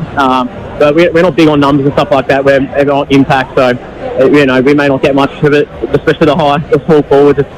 Sometimes it's a selfless role, but sometimes you get your days as well. So just stick at it, and as you said, we were able to get on top late and dry and Closey twice. I think he went off the cramp late, but started doing their thing, and obviously Ted Closey come on as sub as well, and really gave us a spark around the ball. So it's I think we've got a lot of weapons in the side, and the ones you just mentioned are probably our biggest weapons. And so speaking of one of the biggest weapons tonight, just tell us about the confidence you have when you see Paddy Dangerfield at 4-4 and the ball going in there. One-on-one, I think about when we played Hawthorn a number of years ago, boys, and he kicked 5-4 or something, and just you knew he'd win every contest. Shawnee, tonight, he just looked like every time the ball was going in his area, it would have given you great confidence that he'd win it or one of you guys would get on the end of it. Yeah, big Modra, I think it might be getting around at the moment. He's calling himself Tony Modra, and he's living up to the bill, and he's started his being fantastic. Obviously, we know what he can do around the ball and how damaging he is. But you mentioned that game against Hawthorn. I remember watching that as a young fella and just like, mate, that's amazing. And he's winding the clock back this year, and I think we've got him for a fair bit longer if we can keep him deep forward. It's a special thing to see. Sean, I know your career's only young in terms of AFL, and you have played in some finals, but was that one of the more electric atmospheres you've played footy in? It always is in Adelaide. I've played 3 games over here now, which I'm very lucky to be, and obviously the Adelaide crowd's known to bring in, and I think when they start to get on top, you can really feel it. Maybe it gets them up and about, but it gets you going as well as the opposition team. So it's a special place to play, and it's obviously starting gather around as well. So mentioned throughout the week, it's a privilege to do that, and luckily for us, we started the right way. A massive game, obviously. You've just won a game, but the footy landscape moves on pretty quickly. You've got an enormous Easter Monday game. What does the weekend look like for you? Do you get weekend off, or you're back home and sort of just resting up across the next 2 or 3 days? Yeah, no, back home tomorrow afternoon. I think we've got a couple of appearances tomorrow, and then back in. Well, I think we'll get the weekend off, but a few of the boys might get in and get the recovery going a bit earlier. We do have, I think, 11 days between games, which is we've got to stake that in now. So I don't think we have a bye until maybe round 16 because we obviously missed the round 3 one. I think we've got the weekend off and then back in on Monday, and all eyes to Hawthorn. So sure, not going to the Lavington Sports Ground to watch the Panthers play Wodonga, or heading to Holbrook to watch the Randwell-Bundry Waller Giants play the Brookers? Very lucky now that most of it's live streams. So I'll be getting on the live streams, watch the Panther boys. Hopefully I can get the job done, start the season well, and the Randwell-Bundry Waller, hopefully they go well as well. I think they made a prelim 2 years ago, but dropped off last year, so they can get back in there would be nice. Absolutely, I'll be keeping an eye on my beloved Hopper. Well, they're not the Hoppers anymore, they're the Giants, but looking forward to seeing how they go in 2025. Sean, appreciate your time as always, jumping on K-Rock Footy down in the rooms on the phone. We really do appreciate it. We wish you a very enjoyable mini break, and we can't wait to see you in action back on the MCG for Easter Monday. Appreciate it, guys. Thanks so much. Go Cats. Well done, Sean. Sean Manor joining us on K-Rock Footy.